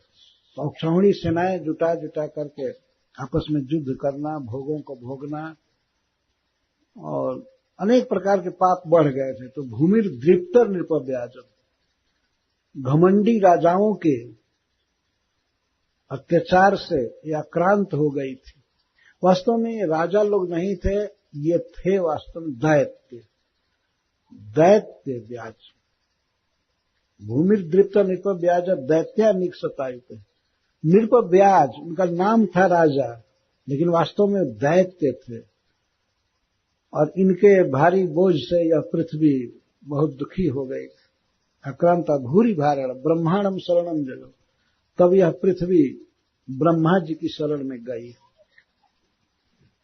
डायरेक्ट भगवान के पास जाना कठिन है, वो तो दिव्य धाम में रहते हैं, वैकुंठ में। तो पृथ्वी गाय का रूप धारण करके गौर भूत्राश्रुमुखी खिन्ना क्रंदंती करुणम विभो उपस्थितांत के तस्मय व्यसनम समोचप।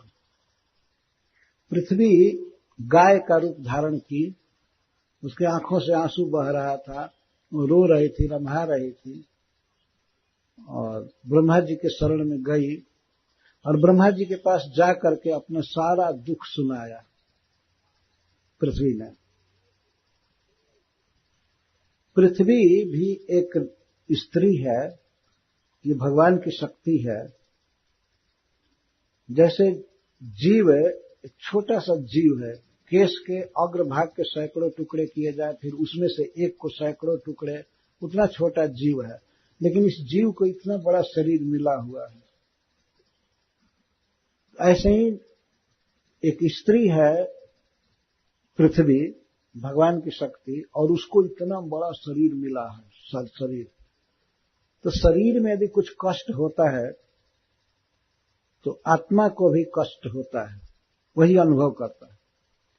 पृथ्वी मां है, सभी जीवों का पालन करती है, अन्न, फल, दूध, तृण, नाना प्रकार के चीजों को दे करके सभी जीवों का पालन करती है। सब कुछ पृथ्वी से ही निकलता है।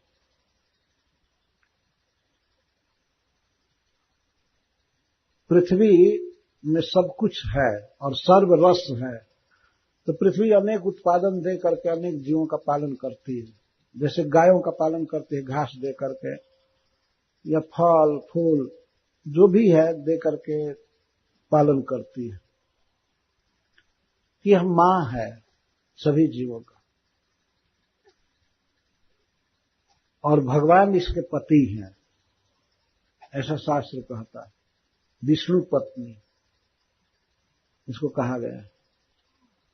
तो जब बहुत दिन से भगवान इसके पास नहीं आते हैं, पृथ्वी पर अवतार नहीं लेते हैं, तो बेचारी दुखी हो जाती है। इसकी वह हालत हो जाती है जैसे किसी स्त्री का पति परदेश में रहता हो और बहुत दिन से घर पर नहीं आया हो, तो उसके बच्चे भी दुखी होंगे, पैसे के बिना और भोगों के बिना, स्त्री भी दुखी होगी। और मान लीजिए उस पत्नी को कोई बुखार आ गया या बच्चों का दुख देख करके वो दुखी है, तो उसके लिए यही सबसे अच्छा होगा कि पति उसके पास आ जाए। पति परदेश से आएगा पैसा लेकर के और सामान लेकर के, तो पत्नी भी सुखी होती है और बच्चे भी सुखी होते हैं। तो यह पृथ्वी भगवान की पत्नी है और अनंत कोटि बच्चे जीव इसके ऊपर रहते हैं। भगवान के अनुपस्थिति में ये पृथ्वी दुखी रहती है, क्योंकि और असुर लोग इस पर और अत्याचार करते हैं, पाप करते हैं, उसमें दुखी हो जाती है। तो जैसे पत्नी अपने पति की आकांक्षा करे कि वो कब आएंगे घर पर, कब बच्चों को पैसा देंगे या कपड़ा देंगे, जूता देंगे, भोग देंगे, पढ़ाएंगे लिखाएंगे, तो पृथ्वी भी भगवान के लिए तड़पती है कि कब आएंगे विश्व के ईश्वर, विश्वंभर, सबका पालन करने वाले। वो नहीं आते हैं तो, और इधर अत्याचार होता है असुरों का, बहुत पापी लोग अनेक प्रकार के पाप करते हैं, तो पृथ्वी का एक बोझ बढ़ जाता है। बोझ का अर्थ यह नहीं कि कोई गठरी रख दिया गया सिर पर, बोझ है मानस बोझ होता है, मन का बोझ होता है। कभी कभी आदमी कह देता है तंग हो करके, अब ये भार मुझसे बर्दाश्त नहीं होगा, तो उसके सिर पर कोई गठरी या पत्थर नहीं है, लेकिन मन पर इतना भार है कि बेचारा बेचैन हो जाता है, मैं अभी नहीं चला सकता, अब ये भार मुझसे बर्दाश्त नहीं हो रहा है। तो इसी प्रकार से पृथ्वी दैत्यों के अत्याचार से दुखी हो गई, तो ब्रह्मा जी के पास गई। एक टीकाकार है हरिसूरी, वे कहते हैं कि एक सती स्त्री का, पतिव्रता स्त्री का धर्म है कि जब वह अपने पति से कुछ कहने जाती है, जब पति से कुछ कहलवाना है, तो अपने पुत्र को गोद में लेकर के जाती है। वास्तविक स्थिति यह है कि ब्रह्मा जी इस पूरे ब्रह्मांड के सबसे श्रेष्ठ मैनेजर हैं, वही व्यवस्था करते हैं। और भगवान तो अपने धाम में रहते हैं, कभी कभी ब्रह्मा जी उनको खबर देते हैं कि ऐसा हो रहा है, यहाँ ये हो रहा है। चाहे मोबाइल से कहते होंगे, जैसे बैकुंठ का नंबर उनके पास होगा, तो वे भगवान से कहते हैं कि अब अवतार लेना चाहिए, यहाँ बहुत स्थिति खराब है, मैं नहीं संभाल सकता, मोर कछु न बसाई। रामचरितमानस में भी ब्रह्मा जी कहते हैं हमारा अब कोई बस नहीं चलेगा।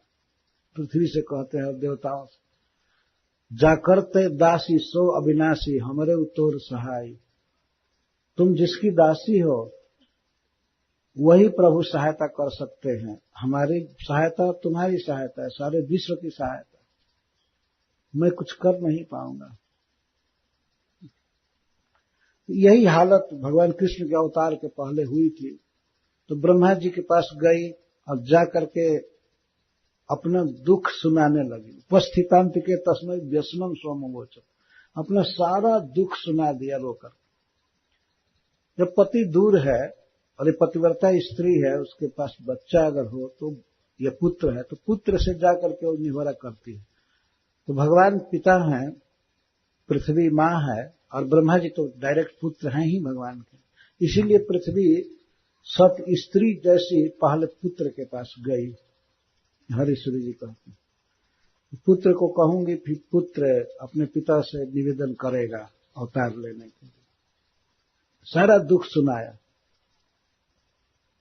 ब्रह्मा तदुपधार्याथ सह देवैस्तया सह सत्रिनयन जगाम सत्रिनयन तीरम क्षीर पयोनिधे।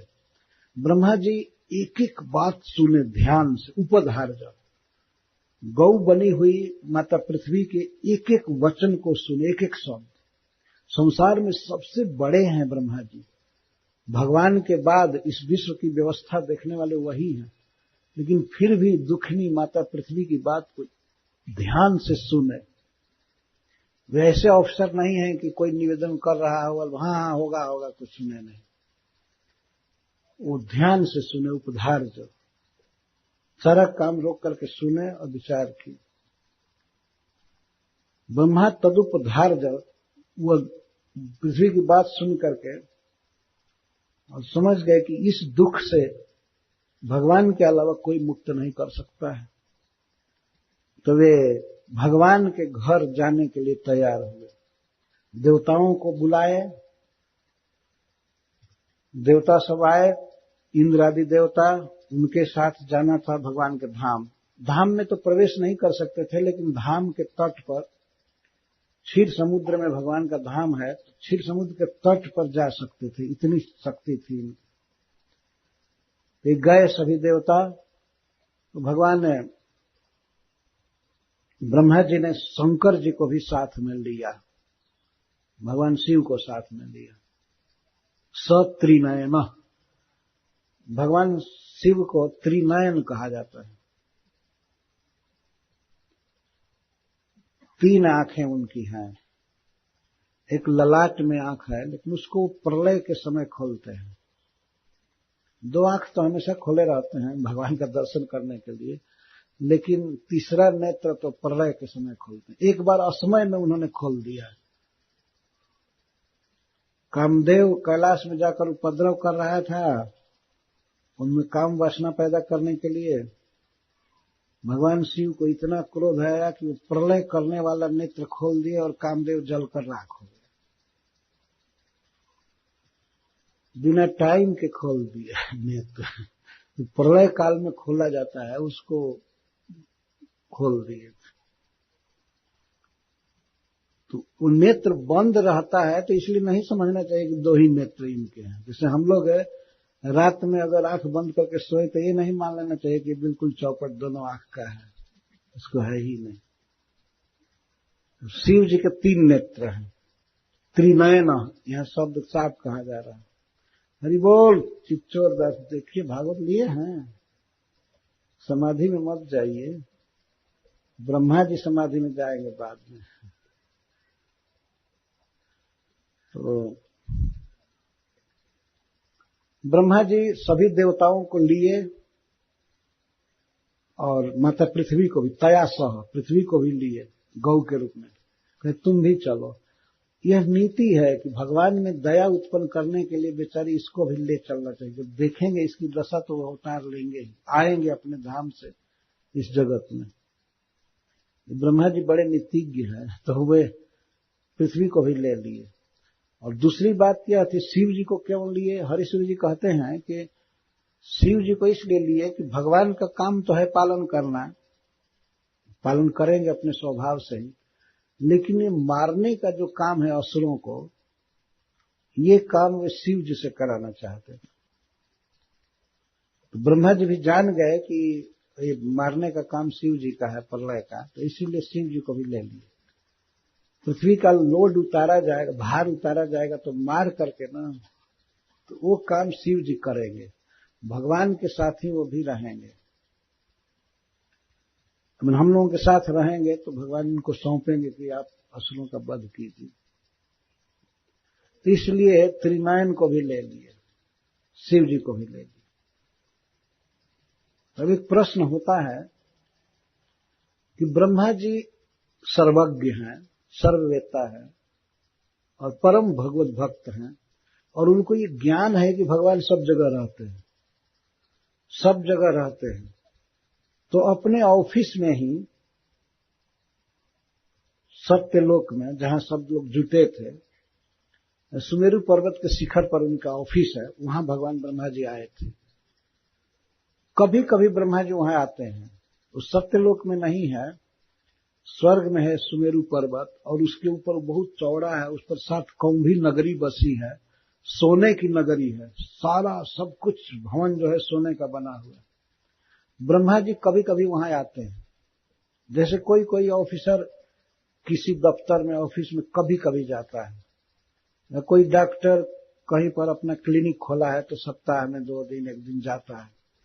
तो ब्रह्मा जी कभी कभी उस सभा में आते हैं जहां देवता लोग सब जुटे रहते हैं, सारा ऑफिस का काम चलता है, विश्व का पालन करना, चलाना, भगवान के प्रतिनिधि हैं इसलिए करते हैं।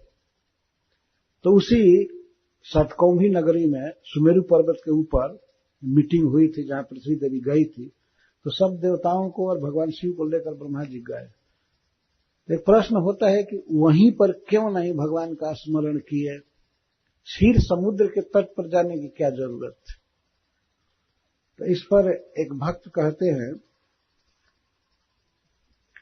लोके व्यापक एव विभु, लोके व्यापक एव यद्यपि विभु सत्यम तथा पिष्ट दो ध्येयो ध्यान जुषा समित भगवान प्रासाद में वो ज्वलम।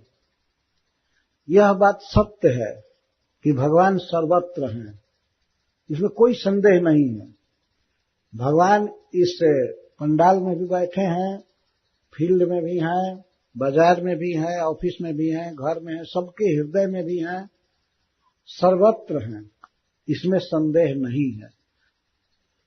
लोके व्यापक एव यद्यपि प्रभु सत्यम, ये सत्य है, सब जगह व्यापक है, फिर भी तथापि इष्ट दह, लेकिन जब भगवान से कोई प्रार्थना करनी है, कुछ उनसे निवेदन करना है, तो यही उचित है कि भगवान के घर में जाकर के उनसे निवेदन किया जाए। श्री ब्रह्मा जी यही सोचे, ध्येयो ध्यान जुषा समेत भगवान प्रासाद में वो ज्वलम। भगवान के उज्जवल प्रासाद को, प्रासाद मतलब महल को, मंदिर को, यहाँ उज्जवल प्रसाद कहा गया। भगवान सब जगह हैं, लेकिन भगवान से कुछ निवेदन करने के लिए भगवान के घर में जाना चाहिए। ये तो विधि है, साक्षात ब्रह्मा जी वेद के ज्ञाता, यह सुंदर विधि सिखाने के लिए सबको, सभी देवताओं के साथ, भगवान शिव के साथ, पृथ्वी के साथ ब्रह्मा जी भगवान के घर गए, उनसे कुछ कहने के लिए। अन्यथा जब सब जगह भगवान हैं ही, तो अपने ऑफिस में ही क्यों नहीं भजन किए, क्यों नहीं भगवान से प्रार्थना की। वहां भी भगवान हैं, सुमेरु पर्वत के ऊपर भी भगवान हैं, 7 कौंभी नगरी में भी हैं, तो कहीं भी निवेदन कर सकते थे भगवान से, लेकिन क्यों गए भगवान के घर में। इसलिए कि जब कुछ निवेदन करना हो भगवान से, तो उनके मंदिर में, उनके घर जाना चाहिए। आप देखते हैं इस संसार में अगर किसी बड़े व्यक्ति से कुछ अपील करना है, कुछ निवेदन करना है, तो केवल फोन कर देने से नहीं हो जाएगा, है कि नहीं। वो व्यक्ति नहीं सुनेगा, जाना पड़ता है उसके पास। इसलिए जाना चाहिए, ये विधि है, हमारी ये सनातन संस्कृति है, वैदिक नियम है कि भगवान के मंदिर में, भगवान के धाम में जाना चाहिए। भगवान एक नियम से तो सब जगह हैं, लेकिन कुछ खास ऐसे जगह होते हैं जहां भगवान प्रकट रहते हैं। और जगह रहते हैं लेकिन वो गुप्त रूप में रहते हैं, तिरोहित रहते हैं लेकिन तिरोहित, परंतु अपने धाम में वे प्रकट होते हैं, रहते हैं, अपने घर में, मंदिर में, धाम में। तो भगवान से कुछ कहने के लिए उनके घर में, उनके धाम में, मंदिर में जाना चाहिए, ये नियम है। ब्रह्मा जी चूंकि विधि हैं, सबसे बड़े आचार्य हैं, इस नियम को सिखा रहे हैं। अच्छा, ये प्रश्न होता है दूसरा कि ब्रह्मा जी अकेले क्यों नहीं गए। अकेले भी भगवान से जाकर के समझा कर सकते थे, एकांत में कुछ बातें कर सकते थे कि अब चलना चाहिए प्रभु, अवतार लीजिए, पृथ्वी का भार दूर कीजिए, बेचारी बहुत दुखी है, लेकिन वे सबके साथ गए। तो इस पर यह शिक्षा मिलती है कि भगवान के धाम में और भगवान के मंदिर में अपने स्वजनों के साथ जाना चाहिए। स्वजनों के साथ जाना चाहिए, अपनी पत्नी के साथ, अपने बच्चों के साथ, माता पिता के साथ, भाई के साथ, जितने लोग जा सकें जाना चाहिए।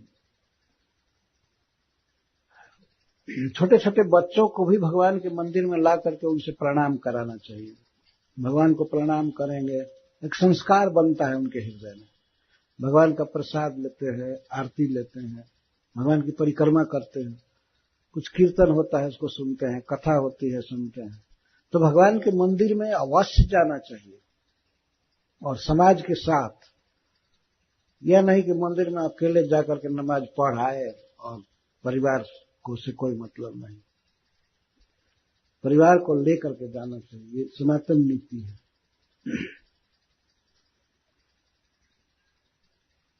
ये हम लोग देखते हैं परिपाटी, जैसे वृंदावन की परिक्रमा है, गिरिराज जी की परिक्रमा है, पूरा परिवार कभी कभी देखा जाता है करता है। यहां तक ऐसी माताएं भी करती हैं जिनके उदर में बच्चा है, वो बच्चा नहीं जानता है, अजात सुकृति, उसको पता नहीं मैं क्या कर रहा हूं, लेकिन वो मां धन्य है, वो धन्य है बच्चा जिस मां के गर्भ में है। तो मां परिक्रमा करती है तो उसकी भी परिक्रमा हो जाती है अपने आप। और कुछ बच्चे मां के गोद में रहते हैं, तो गोद में छोटे छोटे बच्चों को लेकर के परिक्रमा कर, अथवा रिक्शा से कुछ बच्चे कर लेते हैं जैसे भी हो। तो इस तरह बचपन में शुरू में ये संस्कार पड़ता है। तो अपने बच्चों को भी भगवान से जोड़ना चाहिए। इस तरह से जोड़ने की एक प्रक्रिया है। भगवान के मंदिर में जाने से या धाम में जाने से वो अपने आप ही जुड़ जाते हैं, अपने आप सब कुछ मिलता है उनको। एक बार हमारे गांव के मंदिर में हम लोग बैठे थे, भागवत लिख रहे थे, तो दोपहर का समय था। एक बच्चा आया, दूसरे गांव का था, संबंधी था, छोटा बच्चा। तो किसी भक्त ने कहा कि प्रणाम करो। दूसरे गांव का था इसलिए इतना संस्कार नहीं था, प्रणाम करो। लेकिन इतना विश्वास था कि मंदिर में भगवान रहते हैं, तो वो कहा कि क्योंकि पट बंद था, किवाड़ बंद था, भगवान किधर हैं? पूछा बच्चा, बिल्कुल बोला भगवान किधर है? तो संकेत किया गया उधर हैं, अभी भोग लगा है, पट खुले। वो बच्चा सुनते ही साष्टांग प्रणाम किया, सुनते ही प्रणाम किया कि भगवान इधर है। उसमें देखिए आस्तिकता, श्रद्धा। और आजकल के पढ़े लिखे गधों को कहा जाए कि भगवान इधर है तो कहे कहां भगवान, भगवान सब जगह। तो सब जगह इसलिए कहता है कि कहीं भजन न करना पड़े भगवान सब जगह। तो सब जगह होने से तुमको लाभ क्या है? भगवान है सब जगह, इसमें संदेह नहीं है, लेकिन भगवान से निवेदन करने के लिए, उनको प्रणाम करने के लिए मंदिर जाना चाहिए, उनसे कुछ कहने के लिए, चाहे अपना दुख कहे, चाहे अपना प्रेम कहे भगवान से, जो भी कहना हो भगवान के मंदिर में जाकर के कहना चाहिए। ये नियम है। तो आजकल एक बहाना बना ली है, वो भगवान तो सब जगह है, मंदिर जाने की क्या जरूरत है, बस केवल ऑफिस जाओ और बाकी मंदिर में जाओ। तो भी कह सकते थे ऑफिस में जाने की क्या जरूरत है, कहीं भी कोई काम कर सकते हैं।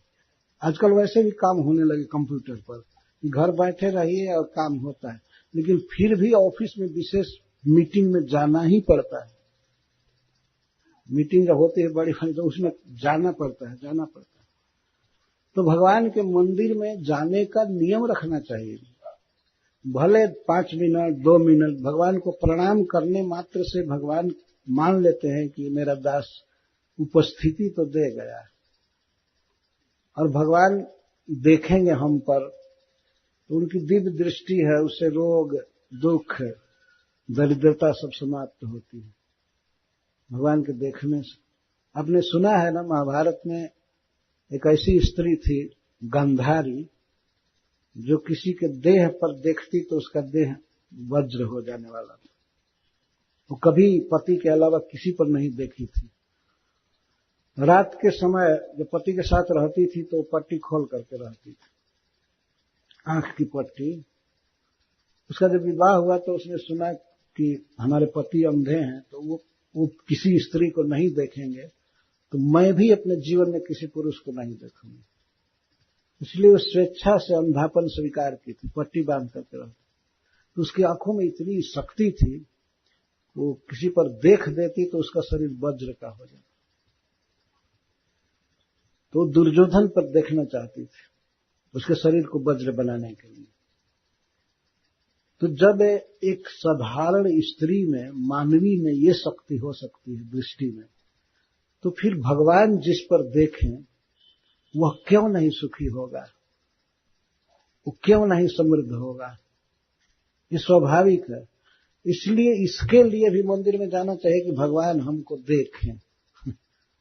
वृंदावन में एक सत्य घटना है।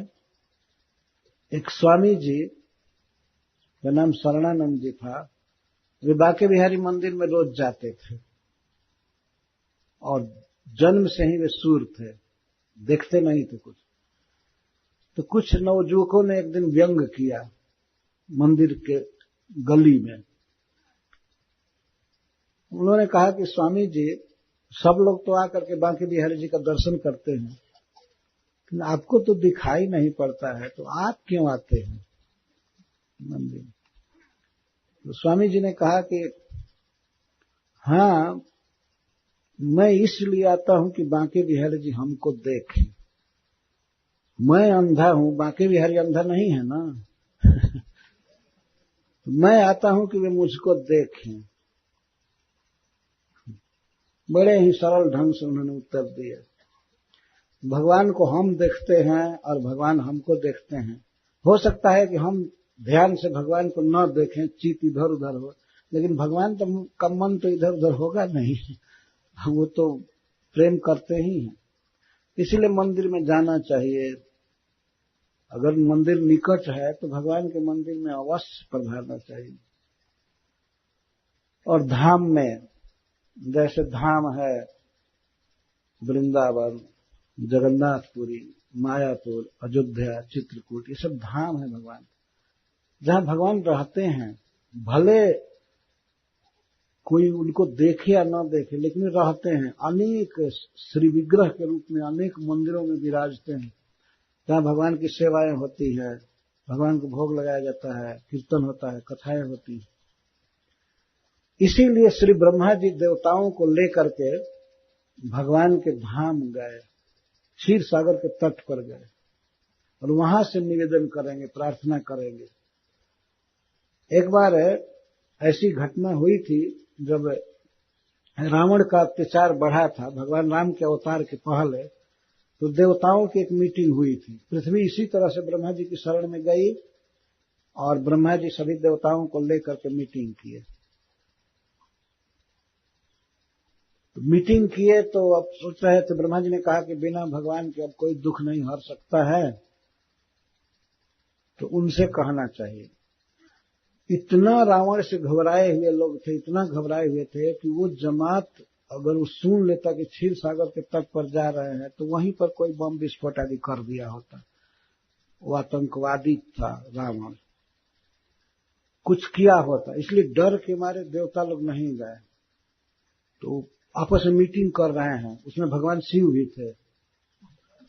कहाँ जाया जाए, कहाँ प्रभु से कहा जाए, कहाँ हमारी पुकार उनके कान में जाएगी। तो पूर्व कुंठ जान कह को, कोई कोई कहते थे बैकुंठ जाना चाहिए, कोई कोई कहते थे को कह पय निधि बस प्रभु सोई, कोई कोई कहते थे कि भगवान क्षीर समुद्र में रहते हैं। जिनकी जैसी मति थी उसके वैसे वो कहते थे कि यहां जाना चाहिए वहां जाना चाहिए, लेकिन इतना रावण का भय था कि जा नहीं सकते। तब ते ही समाज गिरजा में रहे।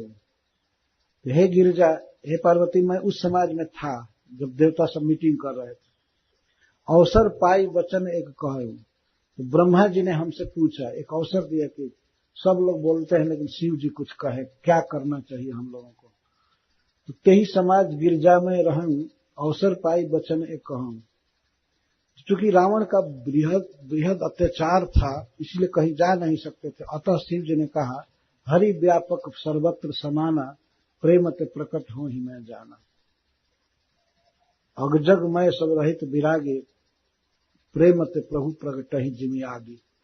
जैसे अग्नि है, लकड़ियों में है, लकड़ियों में अग्नि व्याप्त है, लेकिन कभी कभी प्रकट नहीं होता है, कभी प्रकट होता है।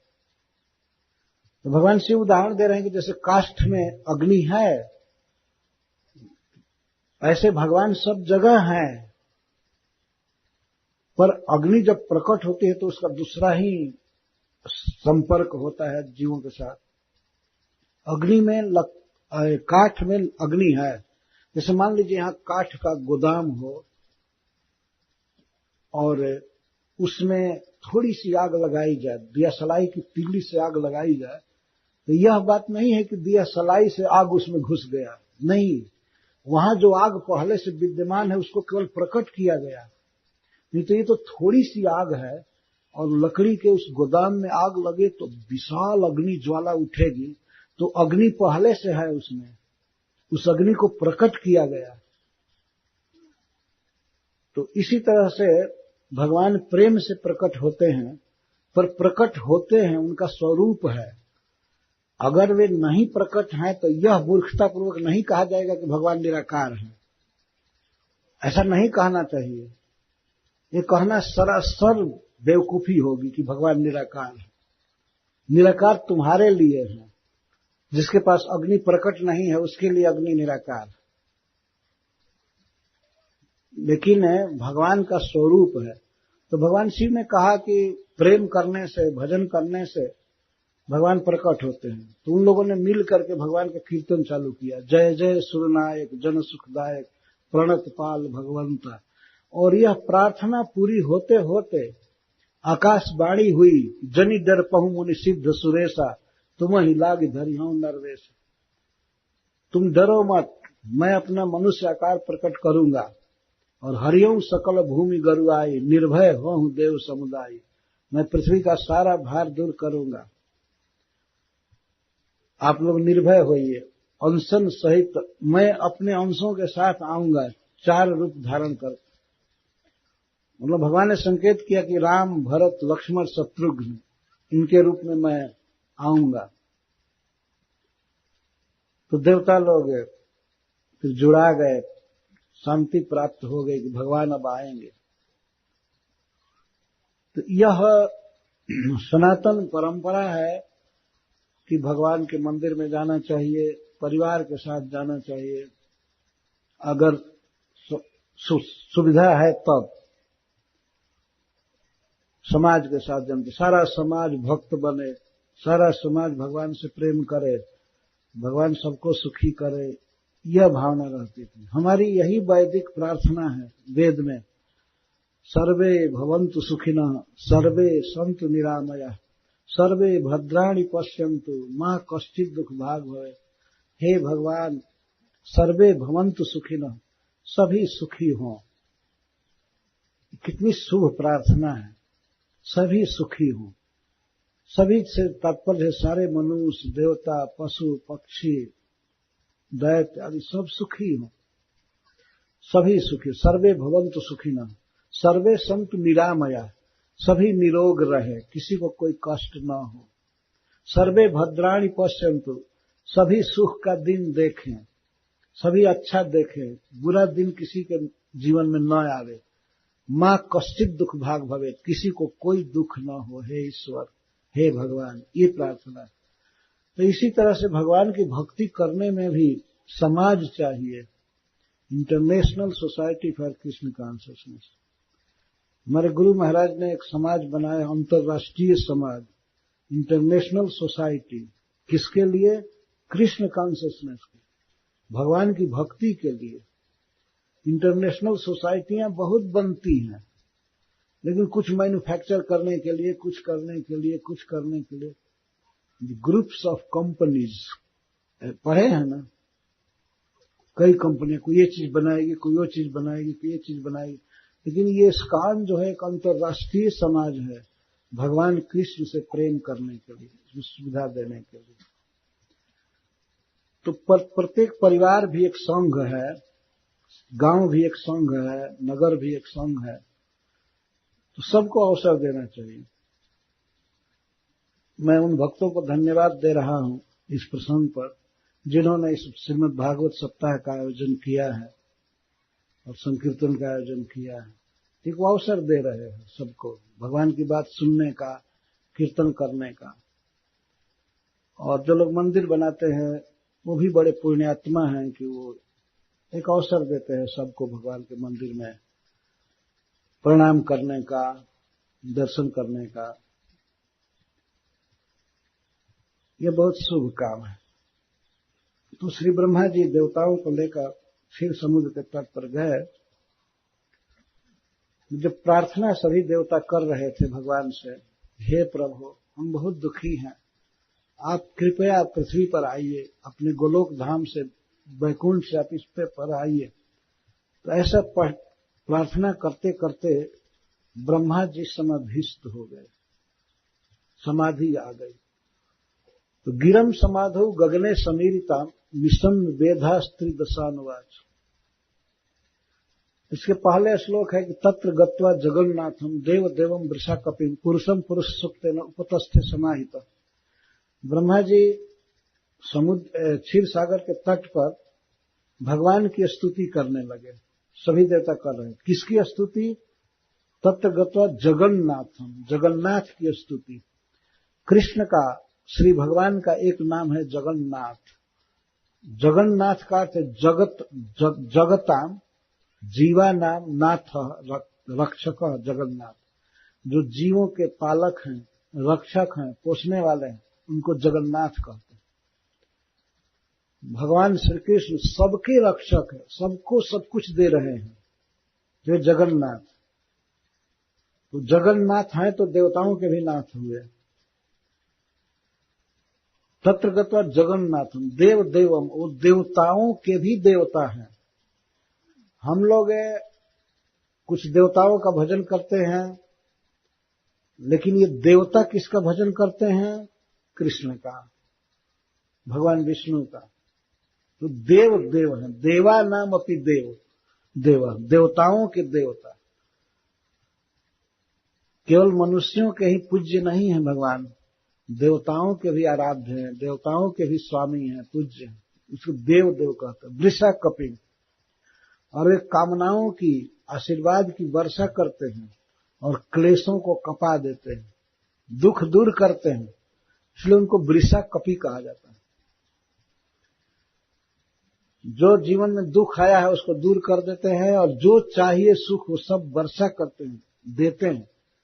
तो ऐसे प्रभु से जब प्रार्थना की गई तो गिरम समाधौ गगने समीरिताम, ब्रह्मा जी को समाधि लगी और समाधि में उन्होंने आकाशवाणी सुना। गगने समीरिताम, आकाश में बोलने वाला व्यक्ति दिखाई नहीं दे रहा था, लेकिन उसकी आवाज सुनाई पड़ रही थी।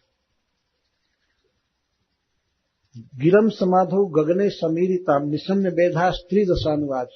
उसको सुन करके ब्रह्मा जी प्रकट फिर देवताओं से बोले।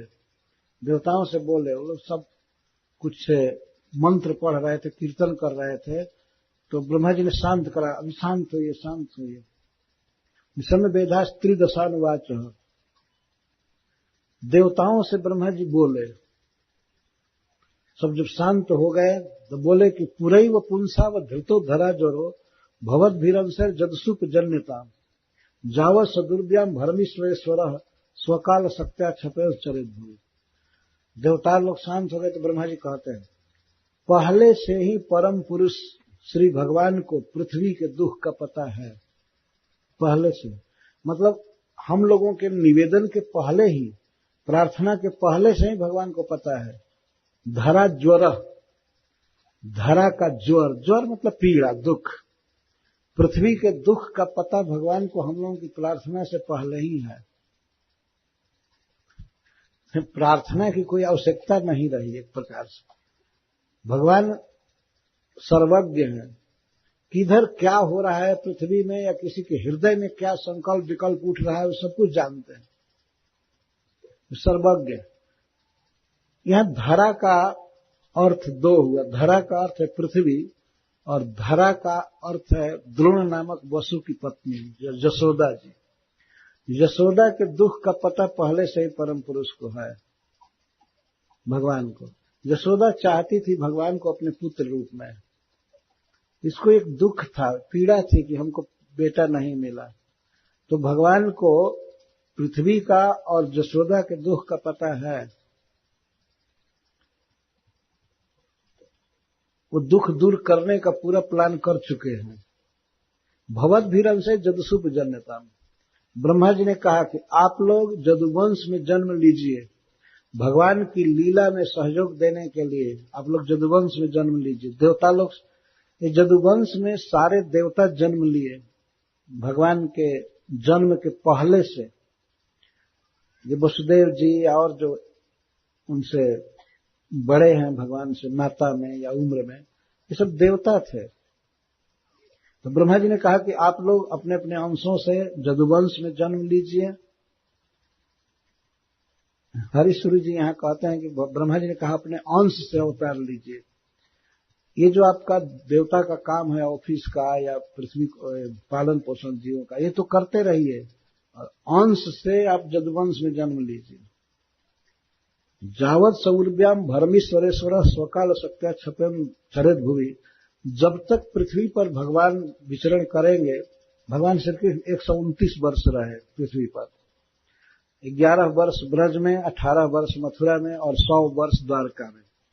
तो जब तक भगवान इस पृथ्वी पर विचरण करें लीला करते हुए और अपनी काल शक्ति के द्वारा पृथ्वी के भार का नाश करते हुए जब तक विहार करें, तब तक आप लोग जदुवंश में जन्म लीजिए। तो भगवान आने वाले हैं, ब्रह्मा जी ने कहा भगवान आने वाले हैं। तो देवताओं की जिज्ञासा हुई कहां आएंगे। वसुदेव गृहे साक्षात भगवान पुरुषः परः जनिष्यते तत्प्रियार्थम संभवन्तु सुरस्त्री। इसके पहले भगवान ये बताया कि ब्रह्मा जी बता रहे हैं वासुदेव कलानंत सहस्र बदन स्वराट अग्रतो भविता देवो हरे प्रिय चिकित्सा। इस बार भगवान के जो अंश हैं, जिन्हें अनंत कहा जाता है, सहस्र बदन वाले शेष, वे बड़ा भाई बन करके अवतार लेंगे इस बार। अग्रतो भविता देवो हरे प्रिय चिकित्सा। भगवान हरि का, कृष्ण का प्रिय करने के लिए भगवान के जो अंश हैं, प्राय छोटे भाई के रूप में रहते हैं, वे इस बार बड़े भाई बन करके आएंगे। बड़े भाई बन करके क्यों आएंगे? क्योंकि छोटे भाई को बहुत कुछ सहना पड़ा था।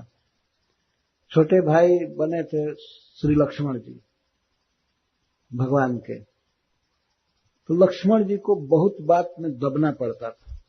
बड़ा भाई होने से भगवान राम दबा देते थे। जब कैकेयी ने वर मांगा कि राम को 14 वर्ष वन में देना चाहिए,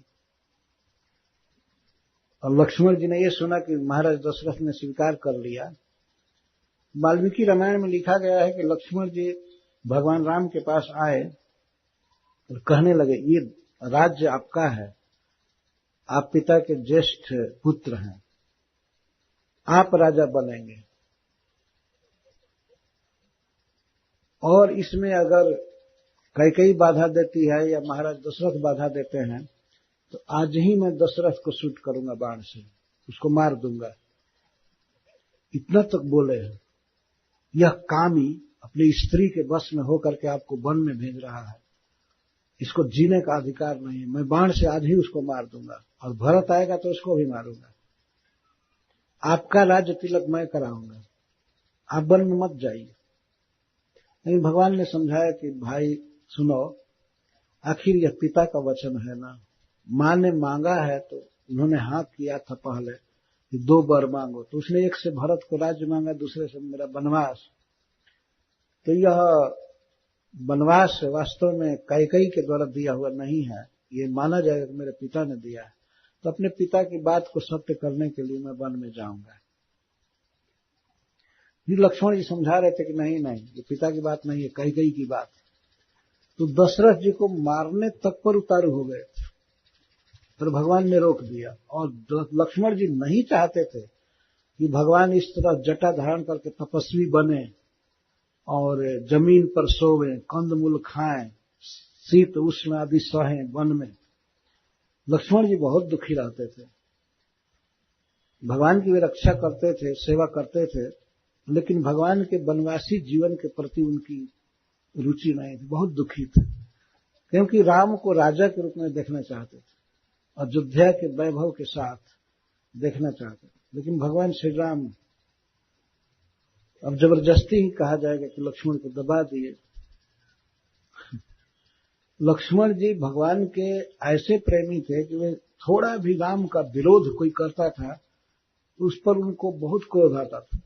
भरत जी अयोध्या से चित्रकूट जा रहे थे राम जी को मना करके लाने के लिए, लेकिन अयोध्या के सब लोग चल दिए उनके साथ। तो इस विशाल सेना को, सेना नहीं मतलब नागरिकों को देखा गया। तो श्रृंगेरपुर में निषाद राज को भी शंका हुई, ये भरत इतने लोगों को क्या लेकर के जा रहा है। तो उनको ऐसी शंका हुई कि राम को नीचा दिखाने के लिए वन में जा रहा है। वो सब मल्लाह मरने के लिए तैयार हो गए, गंगा ही पार नहीं करने देंगे, यहीं पर मारेंगे या मरेंगे।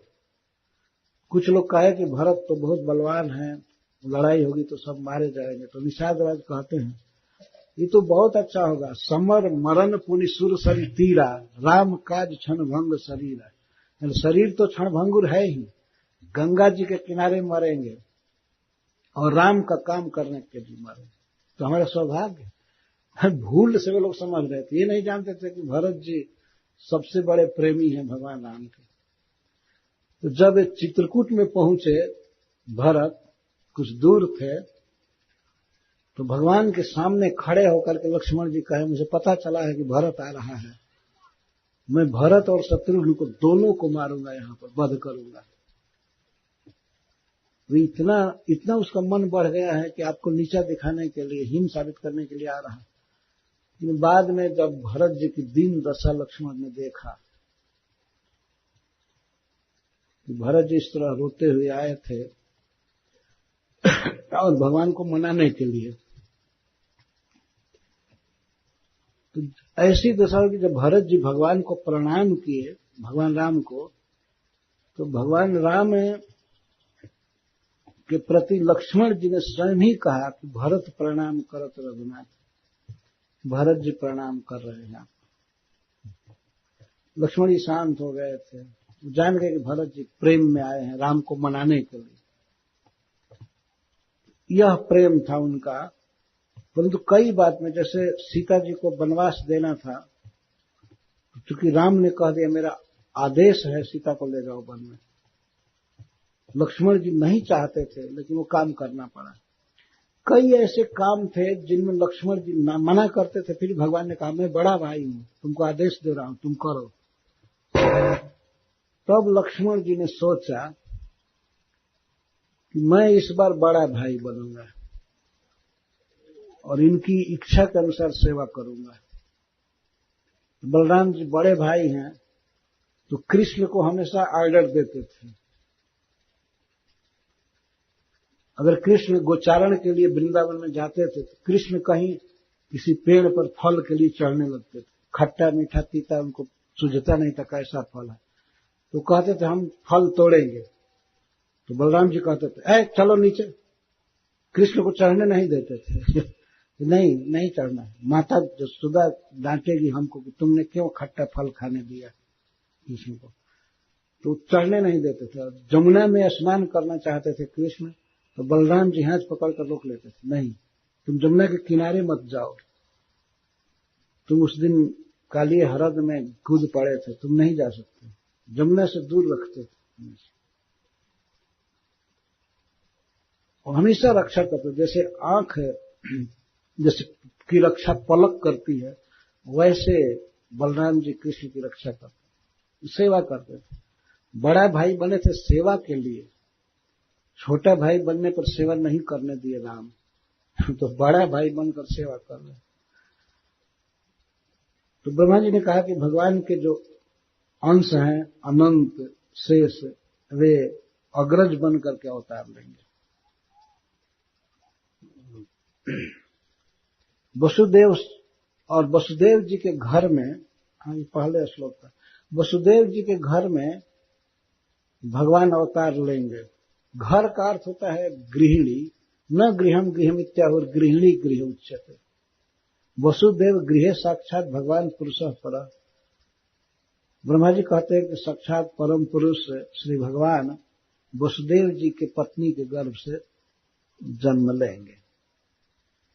तो वसुदेव जी का नाम सब लोग जानते थे, सारे देवता। जब वसुदेव जी का जन्म हुआ था उस समय देवताओं के नगाड़े अपने आप बजे थे और पूरे विश्व में हल्ला हो गया कि भगवान इसको पिता बनाएंगे, पिताश्री बनाएंगे, स्वीकार करेंगे, भगवान इनके पुत्र रूप में अवतार लेंगे। तो उसी को भगवान कहे कि वसुदेव जी के घर में मैं अवतार लूंगा। और भगवान के सेवा के लिए आप लोगों की जो स्त्रियां हैं वे सब जाएं, भगवान की प्रियाओं की सेवा के लिए।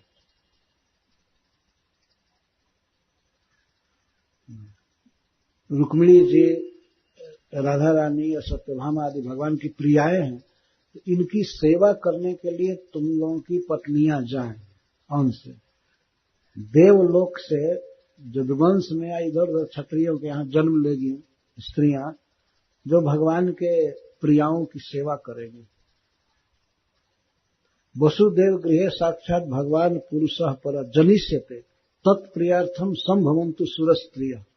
देवताओं की स्त्रियां जन्म ले, देवता भी जन्म लिए यदुवंश में और देवताओं की स्त्रियां भिन्न भिन्न क्षत्रिय परिवारों में जन्म ली सेवा करने के लिए भगवान की प्रियाओं की। और विष्णु और माया भगवती जया सम्मोहितम जगत आदिष्टा प्रभुणां से न कार्यार्थे संभविष्य। और भगवान की जो बहिरंगा शक्ति है माया शक्ति, यह भी जन्म लेगी, इसको जन्म लेना है। कहां जन्म लेना है वो बात समझ गए संकेत से, जसोदा के गर्भ से जन्म लेंगी भगवान की माया शक्ति, भगवान का यह आदेश है। इस प्रकार इत्यादिश्य सुरगणान प्रजापति पतिर्विभु आश्वास च महिम गिरभि स्वधाम परमम जयऊ। ब्रह्मा जी सभी देवताओं को समझाए, पृथ्वी को समझाए, सबके ड्यूटीज बता रहे थे। आदेश आपका ये कर्तव्य है, आपको ये करना है, ये करना है, यहाँ जन्म लेना है। माता पृथ्वी को भी समझाया बहुत तरह से और खूब अच्छा तरह से निसंशय करके समझा करके तब स्वधाम परमम अपने घर गए, अपने धाम में गए, जो धाम इस प्राकृतिक जगत में सुप्रीम धाम है, सबसे श्रेष्ठ, वहां ब्रह्मा जी चले गए। इस प्रकार भगवान के अवतार की प्रस्तावना हो गई। अब भगवान कहाँ अवतार लिए और किस स्थिति में, किसके यहाँ, ये कथा इसके बाद है। सबसे पहले स्थान का वर्णन है, किस स्थान में भगवान अवतार लिए। वो है भारतवर्ष के इलावृत ब्रह्मावर्त में, श्री मधुपुरी में, मथुरा जी में। सूरसेनो मधुपुरी मथुरा मां वसंतपुरी, सूरसेनो जदुपति मथुरा मां वसंतपुरी, माथुरान सुरसेनाश्च विषयान बुभुजे पुरा। इस तरह से अवतार की बात होगी। कहाँ अवतार लेंगे? सबसे पहले प्लेटफार्म, प्लॉट। भगवान इस प्राकृतिक जगत में आते हैं, भगवान कृष्ण आए तो